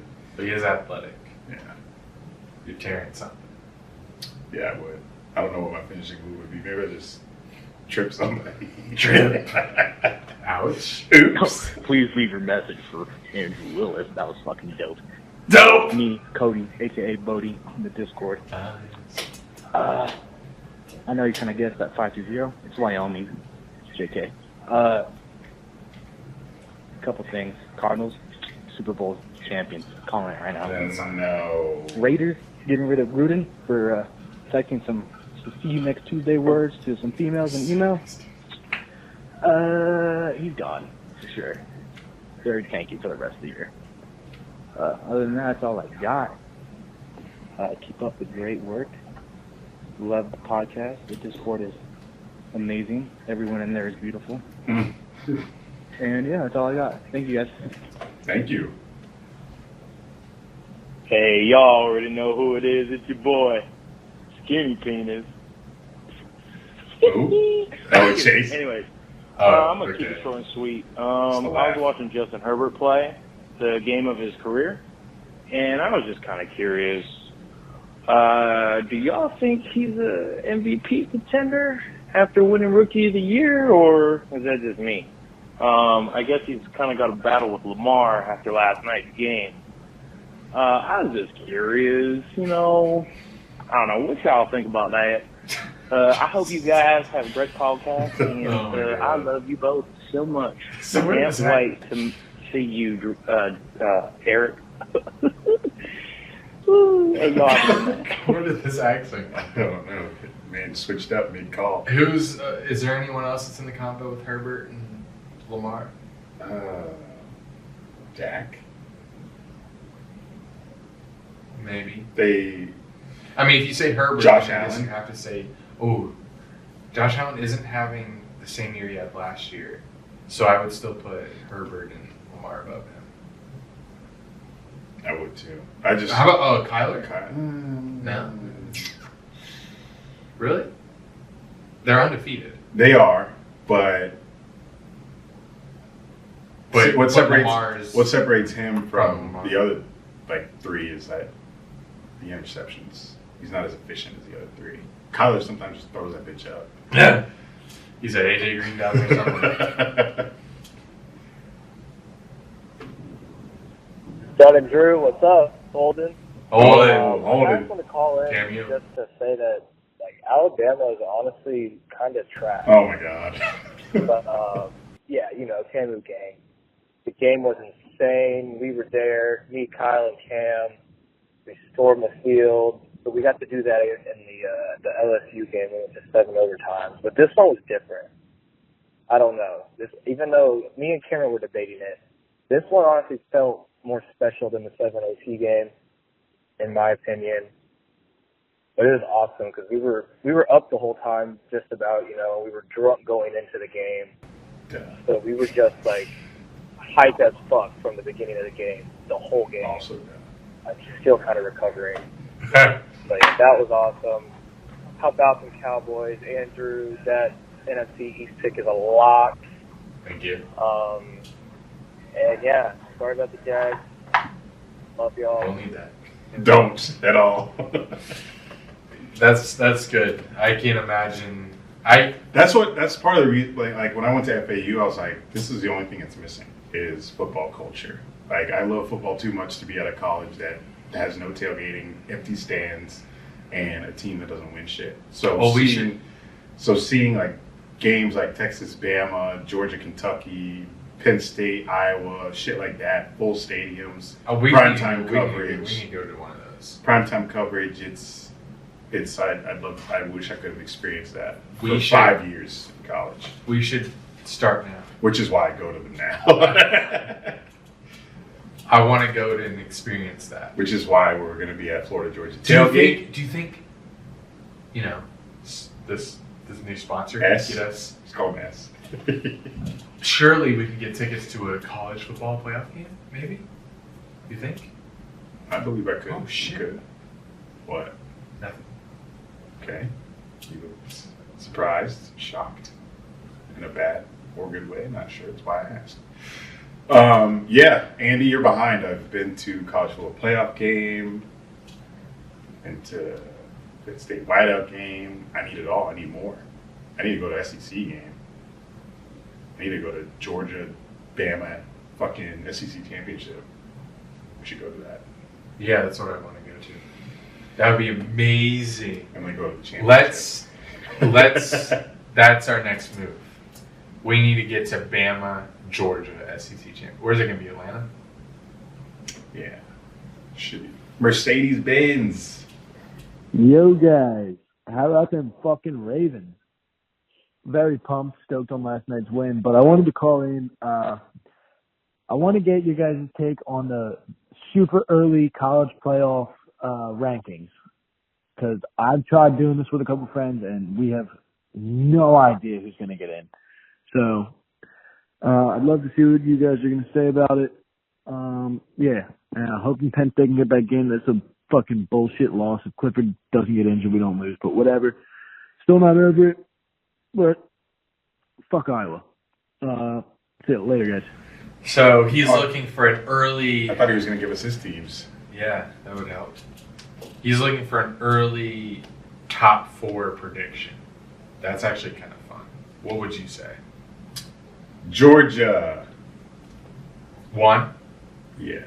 Georgia 1. So they beat Bama. Bama 4. You don't need that too. Okay, Ohio State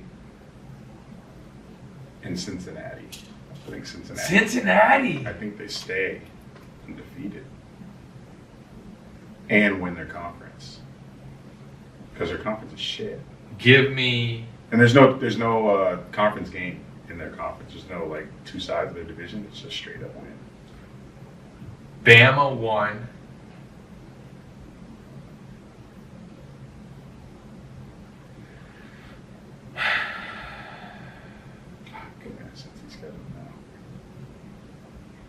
I need to know more about Cincy. Well, they're 3, and they have 1 ranked team up in the schedule. So if they win out, they're going to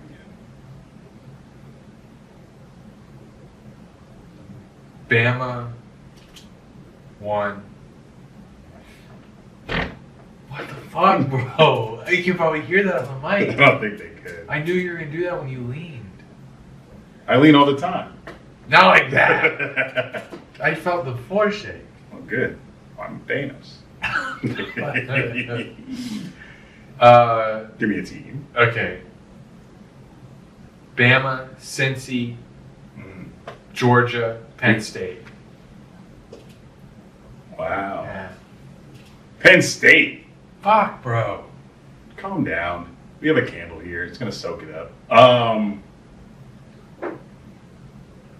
Anyway, I don't think Penn State gets there. I said Ohio State because I think we lose to them in Columbus. Because I don't know Sean Clifford's What's up, stats. Dunn and Drew? Oh. This is Gage, Fayetteville, Arkansas. Called a week or two ago before the Hogs played Georgia. You didn't put my comment on the podcast, which is fine because it would have been embarrassing. But tough losses a couple weeks in a row, but watch for them this Saturday in Fayetteville. Playing against Auburn. Bo Nix is garbage. And Hogs by 90, baby. The Hogs. Who is he talking about? Arkansas. Oh. They're not. Y'all aren't going to the playoff anymore. Y'all had too many losses. Remember when we went down Arkansas schedule? They had like 4 ranked teams in a row. They beat Texas A&M. Then they lost their next one. Last Braves just won. But no, Arkansas, you're done. You're gonna get to a bowl game, but you're not going playoff. But y'all have had a great season so far, so respect there. The Braves advance to the NLCS. Right? Is it the correct terminology? I hope. I do too. For your sake. Yep. What's up? It's Wiz. Just wanted to brag a little bit about the Astros. 3 outs away from being the 5th team to ever make it to, 3 outs away from being the 3rd team to ever make it to 5 straight championship series. Cowboys are 5-1, and my question for y'all is, do y'all think there's a team more complete than the Cowboys this year, offense and defense? Bye. I mean, with Parsons playing good as a rookie, and then you also have Diggs, who was probably defensive rookie of the year. He has 6 picks, 5 games. 6 picks, 5 games. Never heard of it. You heard of it? Haven't heard of it. Haven't heard of him. Yeah. Yeah, where did he come from? Don't know. But complete team, no, that would be obviously. That would be yeah. That would definitely be. That would definitely be the Bills. Yeah. Bills or Rams. Or Rams, yeah. More complete. Yeah. More complete. More complete. Man knows we don't give a shit about the Astros, but I guess that was to piss off anybody listening that hates them. So everybody. Oh, man. Hey, boys. This is Colton, your fellow 0-5 sympathizer. I don't know. Just getting really hard to watch football week after week. I've never been more defeated as a Lions fan, and I'm counting 0-16. Was going to call to ask who you guys think was going to get the first round pick for next year between the two of us, but you know what? Who fucking cares? Just wanted to call and make sure you guys were still hanging in there all right. Love you, boys. Much love from Denver. Go fucking Broncos, I guess. What the fuck? It's probably going to be the Jags. This sucks. But it sucks being a Lions fan because there's no quarterback. Is there a quarterback right now that's like sticking out above everyone else? Fuck that. We got a quarterback. Give me everything else. No, I don't care about quarterback. I'm talking about Lions fans. Oh. Like for them. Goff not it? No. It's got to, because their hope is that if they have a top 2 pick, you want to get your quarterback in the future. There might not be a quarterback. Will Levis. Take a shot. Take a fucking shot. If he beats Georgia, take a shot. Jeez. Will Levis, baby. Okay. It ain't Rattler. That boy ass. But thank you for your sympathetic. Hey, this is Colin calling back from DC. After hearing you guys fail miserably last week and call Xander Bogaerts from the Red Sox a strong safety, not a shortstop. I want to hear if you guys can name all the field player positions on a baseball field without any help. How many? How many are there? I feel like he's on the other one. Hold on, let me just look it up because I might be able to do it. I think how many baseball positions? 9. 9. Hold on. Okay. The teams field a player at 9 different positions while the opposing team is at bat. Since it was me who called him a strong safety, I'll go. Good. Can you count? Good. All right, ready? Yes. Catcher. Pitcher. Good job. Hot street. You know I know in a hot street way. Pitching, boy. Jesus. First base. Second base. Keep going around the mound here, boy. Shortstop. Okay. Learn that one. Third base. 3 more. Left field. Center field. Right field? Right field? Is that a thing? I thought it was just called outfield. That's the whole thing. Why you the Angels? God, you nice. Hold on, let me just make sure it's called right field. Right field, left field, midfield? Shortstop? So I guess there are 3 in the back and then the shortstop plays a little ahead of them. That's my guess. Wait. There's pitcher, catcher, first base, second base, third base, shortstop, left field, center field, right field. Yep. Yep, you got it. Woo! You said middle, though. I didn't say middle. I said center field. Just wait for you to blow up on me. Okay. Thank you. Next, going to Ohio, Eric. Great. Same. Somewhere you'll be again this week.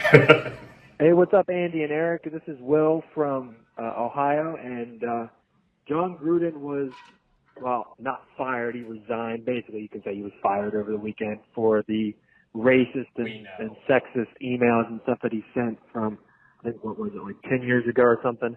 But I want to get your guys' thoughts on basically people bringing things up, you know, from 10 years ago or things from the past. I mean, I'm not defending Jon Gruden at all, what he said in those emails, you know, 10 years ago or now. Those are not good things to say. Those are terrible things. But I want to know what your thoughts are on people bringing up those things, you know, 10 years after the fact and not bringing them up, you know, when they happen, because obviously I'm sure Jon Gruden has grown as a person over the last 10 years and probably doesn't maybe he does, maybe he doesn't believe some of the same things that he said 10 years ago, but why bring it up 10 years after the fact when it's clearly being brought up to derail someone's career? I'm not defending Jon Gruden at all. What he did was terrible, but I mean, what are your thoughts on people bringing things up years after the fact when they should have been brought up at the time? Love the show. You guys do great stuff. Super funny show. Love listening to you guys. And talk to you later. Bye. So they saying when they should have been brought up when it happened, well, they shouldn't have. It was just at the time a private conversation between him and Snyder. So, but taking that out of the situation. These were discovered. These were discovered later in an investigation on the football team.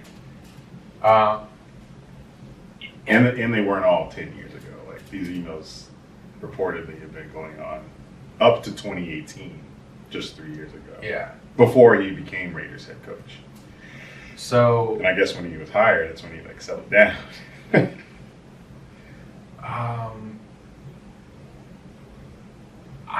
I'm not. So I had an argument with someone on Twitter. He was acting like I was like. He said, "Though what's the phrase? Cast the first stone, something." He without sin cast the first stone. Nice, you're nice. Jesus lover. And then I told him, I said, I'm not condemning Jon Gruden to hell. He just can't represent $1 billion industry, football team. And unfortunately, when things that are brought up that are brought to light like that, they become a PR nightmare. If I saw Jon Gruden in person, and we saw a picture of him embracing Carl Nassib, I'm sure this is tough.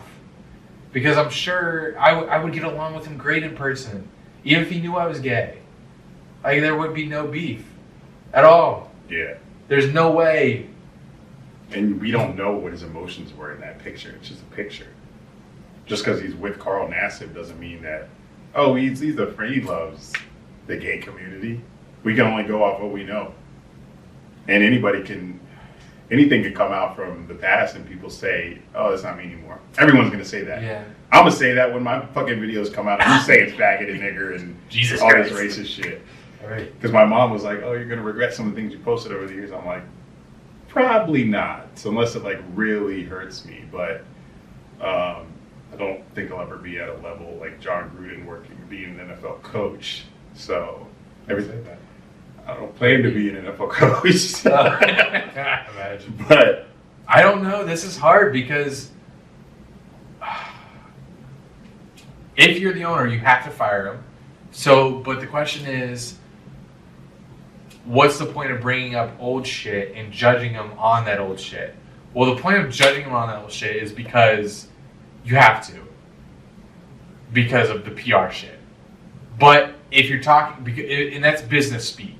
He is just too high up. He's representing a $1 billion club and the NFL. So you can't ignore that. He has to be fired. But if you're talking about as a person, should he be canceled as a person? Like deplatformed or whatever? I don't think so. He's not going to, Jon Gruden's not going to lose all his friends that he currently has for this. But does he still have these thoughts? We don't know. We don't know. So it's up to you as the individual to determine whether or not you want to be friends with him or do you want to respect this guy. But Keyshawn Johnson today said that Gruden's not a good person. And he has experience with the guy because he was his coach for a little bit. But, you know, these are a lot of things that he's done. Like, so there are other people that have made stupid remarks that I've been like, there's the sign of the times. He's just a victim of the times. You know, he's probably progressed. But these are pretty bad things. These are pretty like explicit written out. Yeah, very explicit. Like that he had about Goodell, the players. Even we didn't even mention earlier, like he had a strong opposition to the players kneeling and said they should be fired for kneeling. So I don't think that's just a take that. I don't think that's just a take that you just say, oh, he doesn't believe this anymore. Jon Gruden probably still thinks that the kneeling shit was dumb and shit like that. But you know, I tell that son of a bitch, you're fired. For this matter, you have to fire Jon Gruden. Like, you're not going to be the remaining head coach after those emails were leaked. And like we said, NFL had a shit ton more than what already came out. Their clip was loaded, probably. There was no possible way Jon Gruden was keeping this job. And regardless of whether they were 10, 8, 5, 3 years ago, you can't be an NFL head coach, have this on record, and keep your job. If you're in another profession, maybe, but NFL head coach, that ain't gonna fly. When we're trying to be progressive as shit in all these major leagues, that ain't gonna fly. But if he was like a comedian, an independent comedian who had like Netflix specials, this would fly. They'd get over it. He'd do another special. People wouldn't care anymore. It depends on, I think everything is relative, and it depends on what entertainment field you're in. It is so interesting that Netflix has a show where they have a child trans character, which is like super out there. Mm-hmm. Like, there are people that call that child abuse. If you let your child start switching their genders at that age. And Netflix is all on board on that. But then they have a Chappelle special where pretty much the whole thing, he's making a case, like he's defending himself for his trans jokes. And there are petitions to take the special off by the pro-trans community, but the special makes a ton of money. So it's funny who gets a pass and who doesn't.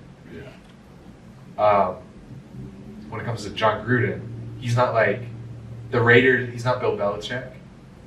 That would be interesting. Yeah, Belichick on the Patriots. Yeah. Yeah, that would be interesting if Gruden had a Super Bowl ring in the last 4 years. What would happen if he was like directly making a bunch of money for the club? Yeah. No two instances that happen. But they're also different. Chappelle is a comedian, and comedians are on the other side of the line where they're allowed to make. They have the benefit of the doubt. And he's Dave Chappelle. Like we he's know what kind of comedy he's given us. So. And he isn't using slurs and being demeaning toward people. Right. Gruden was literally doing that. Dave Chappelle equally makes fun of everybody. Like he makes fun of his own people. I think every situation is going to be different, and it always has been. From look at Chris D'Elia. This guy left the face of the earth for a year, and now he's posting again. And that was after being called a predator? Pedophile? Predator. I think predator. For grooming teenage girls and shit like that. But he took a year off, so he's back. And he took a year off, and he's back now. Dobrik took a year off. He's back. He's back. He just need a year. Gruden, wait a year. Shad Khan will hire you next coach of Jags. So to your point, caller, old shit will come up all the time. From here, for the rest of the time we have internet, old shit's going to come out. On who? We don't know yet. But old shit's going to come out eventually. And how that's dealt with will be dependent upon the person. And context matters. Next. Yo, Dunn and Drew, what's up, guys? Okay, so I wanted to ask you guys what you guys think about the Jon Gruden thing, and I also wanted to say, how about them Cowboys? This is Zoe from New York. I used to live in Orlando. That's why the number is an Orlando number. But yeah, anyway, have a great show. Love you guys. And Eric, I'm sorry. Sometimes I get very, very emotional or very passionate, and I didn't mean to say what I said to you. You know, it's between us. But yeah, have a great pod. Have a great night. Love you guys. What's his name? I didn't catch it. Or Doe? Zoe. Zoe. Yeah. You want to explain what he's talking Well, he said he wants to keep it between us, so no. Okay. I'll respect his. Interesting. Must have occurred in the DMs. Community. Oh, interesting. Community text. He reached out to me after an episode. One of them. Love you, Zoe. He said had a good show. Have a good show today. So. Well, he's still real. Let's talk about it after. Yeah. It's nothing big. It's just an opinion. Dunn and Drew, Jackson here from the Fantasy League. Eric, you already know what I'm going to say. Good game this week, buddy. Your team had a bit of an off week, though, in the playoffs. Slightly Let's off. get it. All right, boys. Have a good pod. See y'all later. It has been refreshing to not hear you talk about your fantasy team this week. I'm glad. I did. You finally caught it out. Thank God. You were way too high. I was. And I will be anytime I win. But I took my L, and I shut the fuck up. I was also in Vegas. So. True. What up? It's Ryan from the desert of San Angelo, Texas. And I have 3 things to say. All right, I'm going to start off with, even though UT lost the game, OU loses every day because they live in Oklahoma. 2, how about them Cowboys? And 3, currently, the score to the Houston Astros game is 10-1, bottom of the 9th. And let me just say, the Astros are going to kill everyone this year, all right? Get out of here with Chicago saying, oh, they can only hit in Houston because they're still cheating. Yeah, we put up 10 in your place. We are smoking on that Chicago pack tonight. Go into the ALCS. Let's go. Anyway, this is Ryan Scalette, once again calling from San Angelo, Texas. There is no where button, but feel free to hit that. No, that's just how he ended. Damn, I love that passion. I mean, I feel like he's way more passionate about the Astros than he is with Cowboys. Well, I think a lot of Astros fans are very passionate right now because they're like, hey, we're doing this without cheating. Yeah, you guys shat on us, tried to take everything from us. Now we're gonna fuck you without cheating. So hold my cock. Well, they got the Red Sox. It's going to be a good series, apparently. Because the Red Sox got one of the best records in baseball. Yeah, the Red Sox just beat my Rays, and my Rays were poised to repeat as ALCS champs. Very sorry to hear that. Yes, thank you. That was tough last night. Yeah, I love that passion ska. What else to say? Cowboys, yep, Cowboys. Texas. Oklahoma. Y'all live in Oklahoma, sorry. Great take, great passion. Okay, this is take 2. I don't know if you guys are going to play the first one, but this is take 2. This is Zoe from New York, upstate New York. So I wanted to ask you guys about the Jon Gruden situation because I just saw on Instagram that the Tampa Bay Buccaneers removed his name from the Ring of Honor. And yesterday, like during the Monday night game, he resigned as the coach of the Raiders. So I just wanted to get your thoughts because I know there is a couple of Raiders fans in your guys' community. And I know they're probably going to call in the podcast, but I just wanted to know your guys' thoughts on that. And about the Jaguars, they're 0-5 right now. Do you guys think that Urban Meyer will make it to the rest of the season or not? And my final take is, what do you guys have in the NBA Finals? Because the NBA season is about to come around. I know. Okay. So, I don't know. But Urban, so Khan has a history of letting coaches finish out. So for some reason, I feel like Urban finishes out.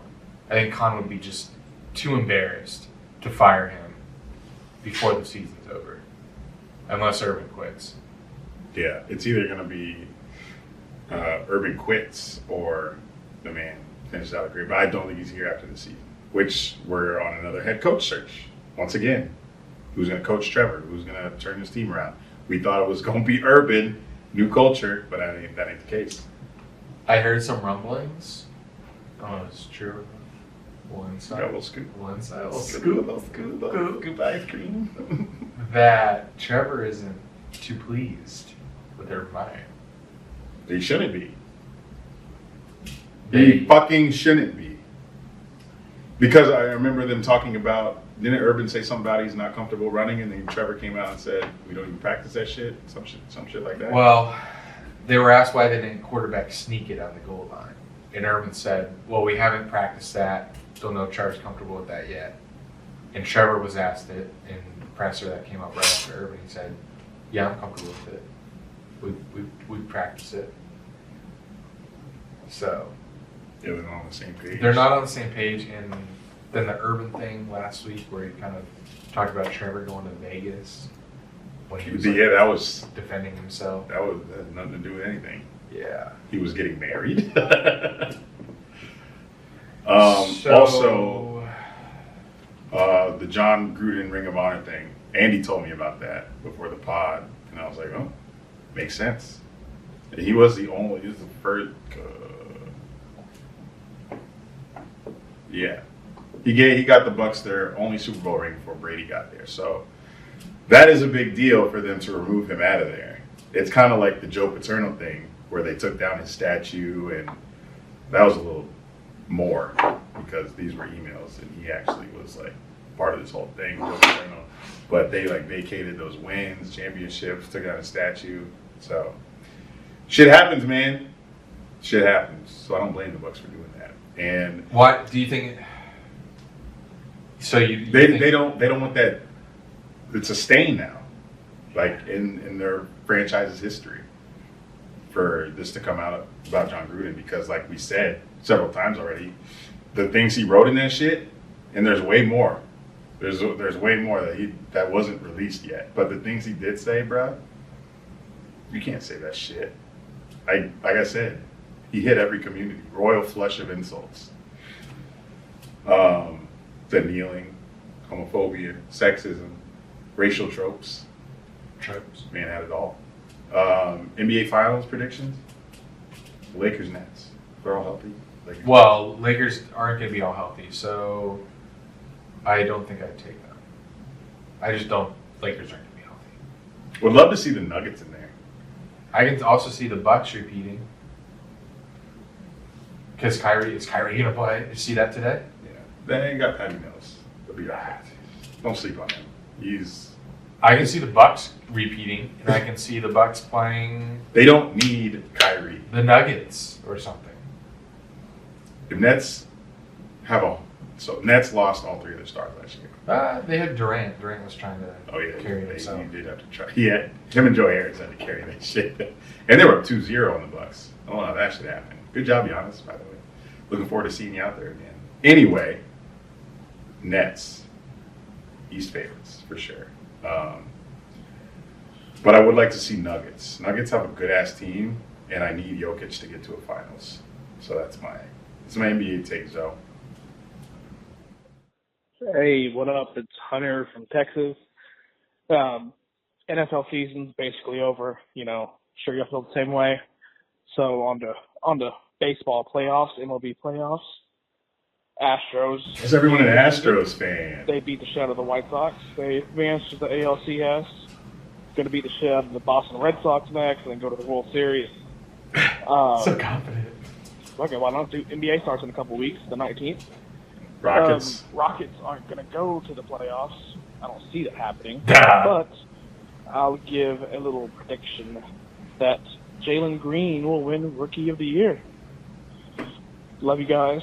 Okay, thanks. Good luck on the rest of the pod. Peace. Yo, this is Peter from Ohio. Love you too, Hunter. Just calling real quick. Fuck you, Peter. I just had a quick question for you boys. Wanted to hear your opinion. I'm sure you know about the horrible pass interference call during the Browns game on Sunday. Yeah, sure. Which ultimately cost us a game. Even though, to be fair, we did have a couple chances to win it after that. But I was just wondering what you guys think about the whole thing in general. I mean, I don't know. Do you think that they should bring back being able to challenge it, or are you more on the side where it's it's part of the game, it's human error happens, and you just got to leave it up to what the ref decides? What's he talking about? That's pretty Pass much interference. I think with pass. Talk to you boys later. I think with pass interference, they should be able. I actually think they should be able to review it, but the review should come from the. They should have another guy in the sky, someone who's not on the field, subject to the crowd noise and the crowd reaction. I think they go to New York for automatic reviews sometimes. I think if you're going to review pass interference, or all reviews should be reviewed by this anonymous guy who's in New York, who's watching your game specifically, because you can see it so much on TV.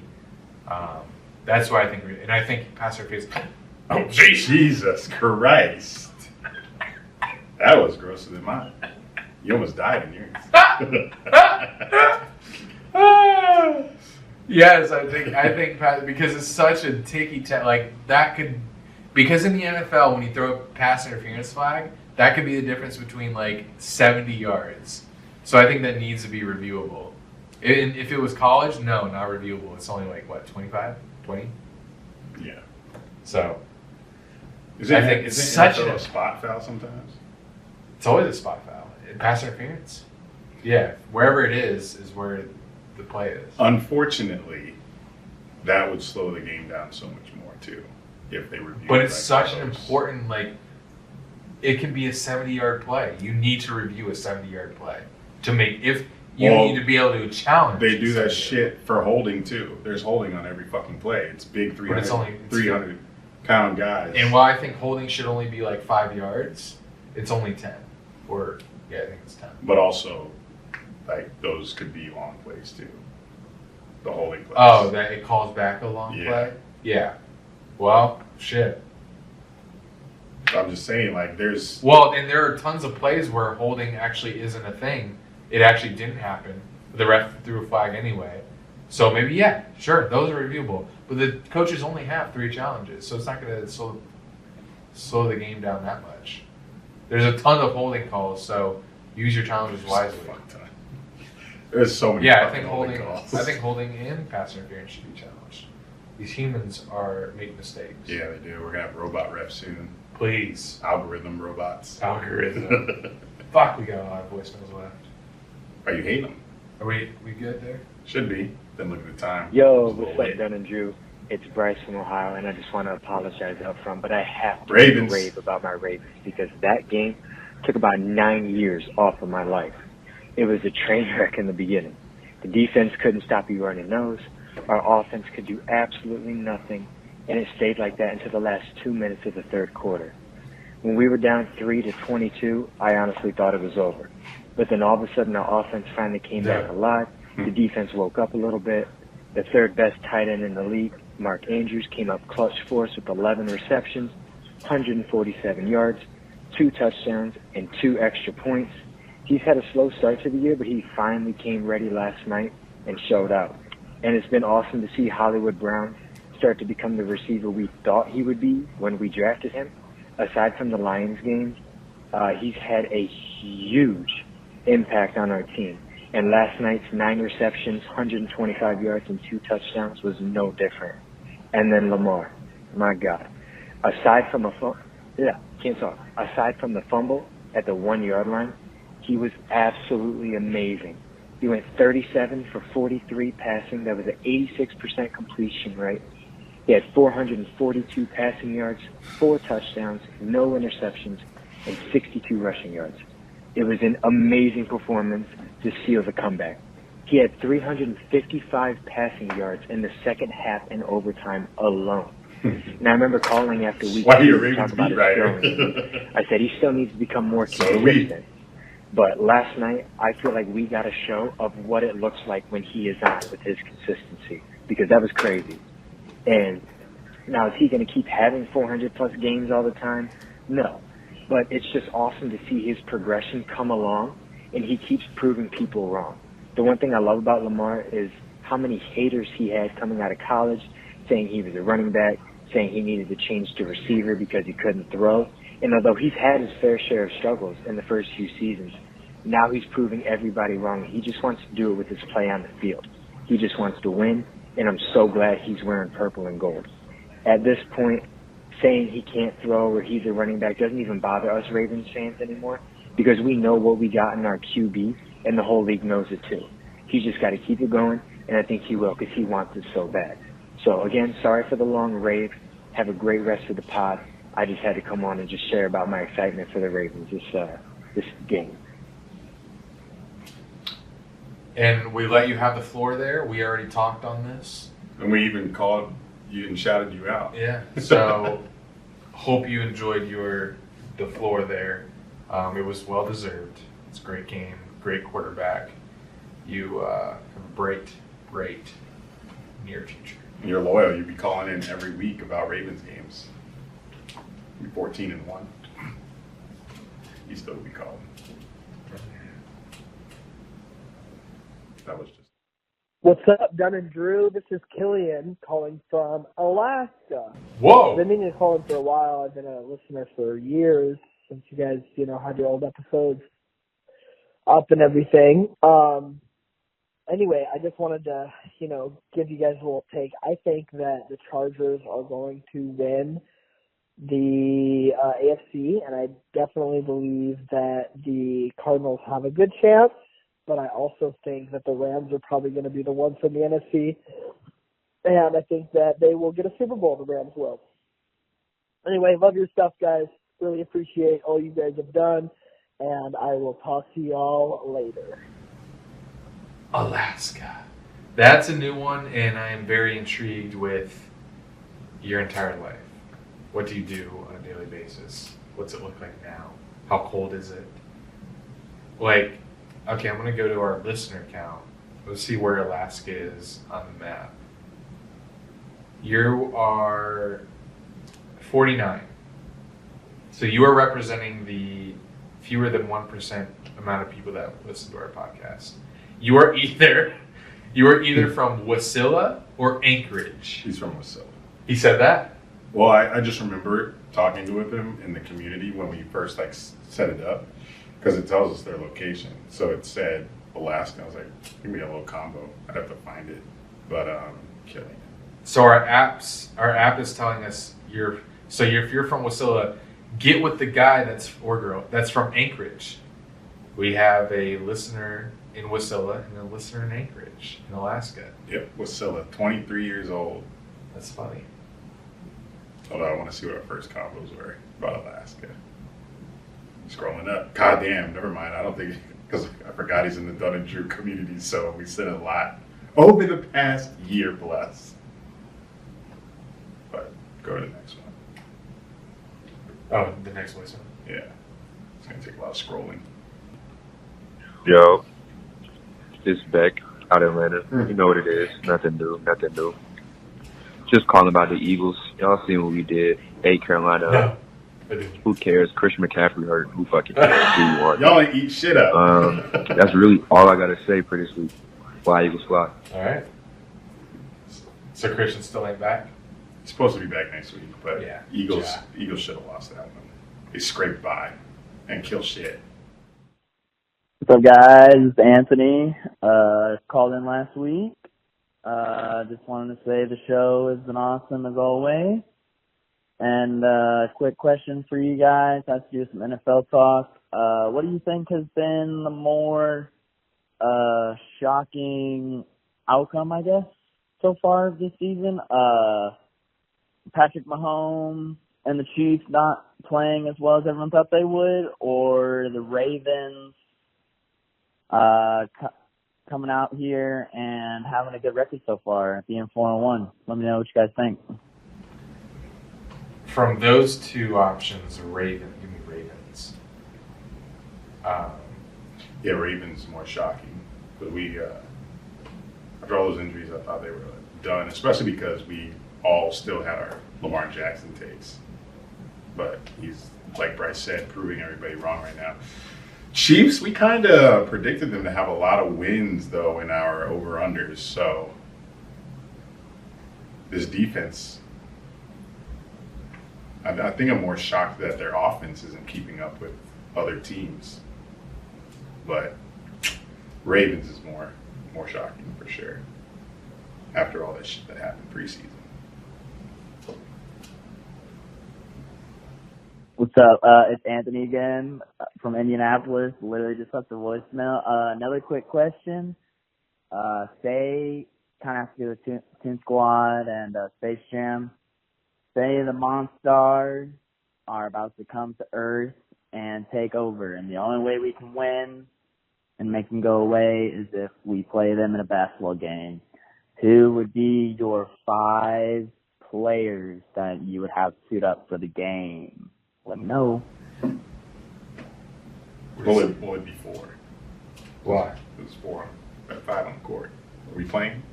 Wait, he said Monstars. Oh, he's saying who would the Monstars be that we play against? No, I think he'd say who would we put up against the Monstars? Oh. Who would your 5 be? What she said all time. I gotta pick current players. Give me. It's just basically pick the best players. I'm gonna do it different. Okay.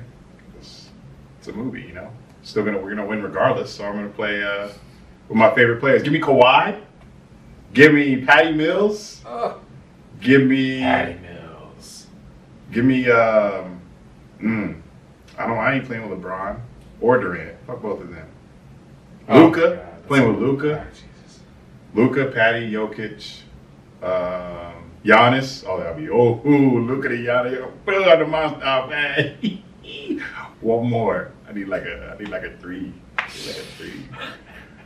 Yeah, Durant. No, fuck that nigga. Who the fuck in NBA? Devin Booker. That's your 3. That's my 5. He's your 3. Yeah, he's my 3. Okay. Hey, it's a hypothetical. Yeah, they're destroying your. I'm in a movie and we're winning anyway if the writers let us. That's a no. It's a solid squad. That squad isn't winning. Hey, boys. That's not what he said. Oh, boy.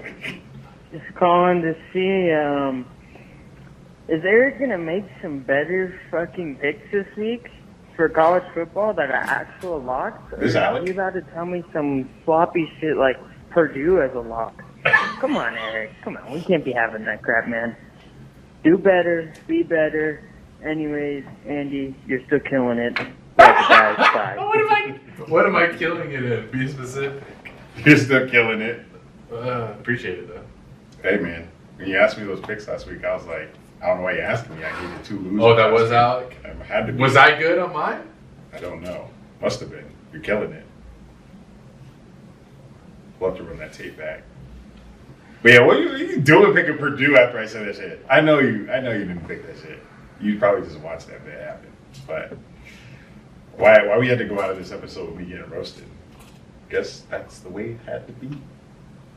Hey, sounds like that's our show. Thanks for watching, guys. Share the show with your parents, friends, enemies. Rate and review us on Apple Podcasts so we can read that shit on the episode. Watch this shit, youtube.com/Dunn and Drew. Hella Gruden takes. Also, get in that Patreon. We got some juice for you. Patreon.com/Dunn and Drew. Until next time, this has been Dunn and Drew, baby. It's football season, motherfucker. And baseball. And hockey. God damn.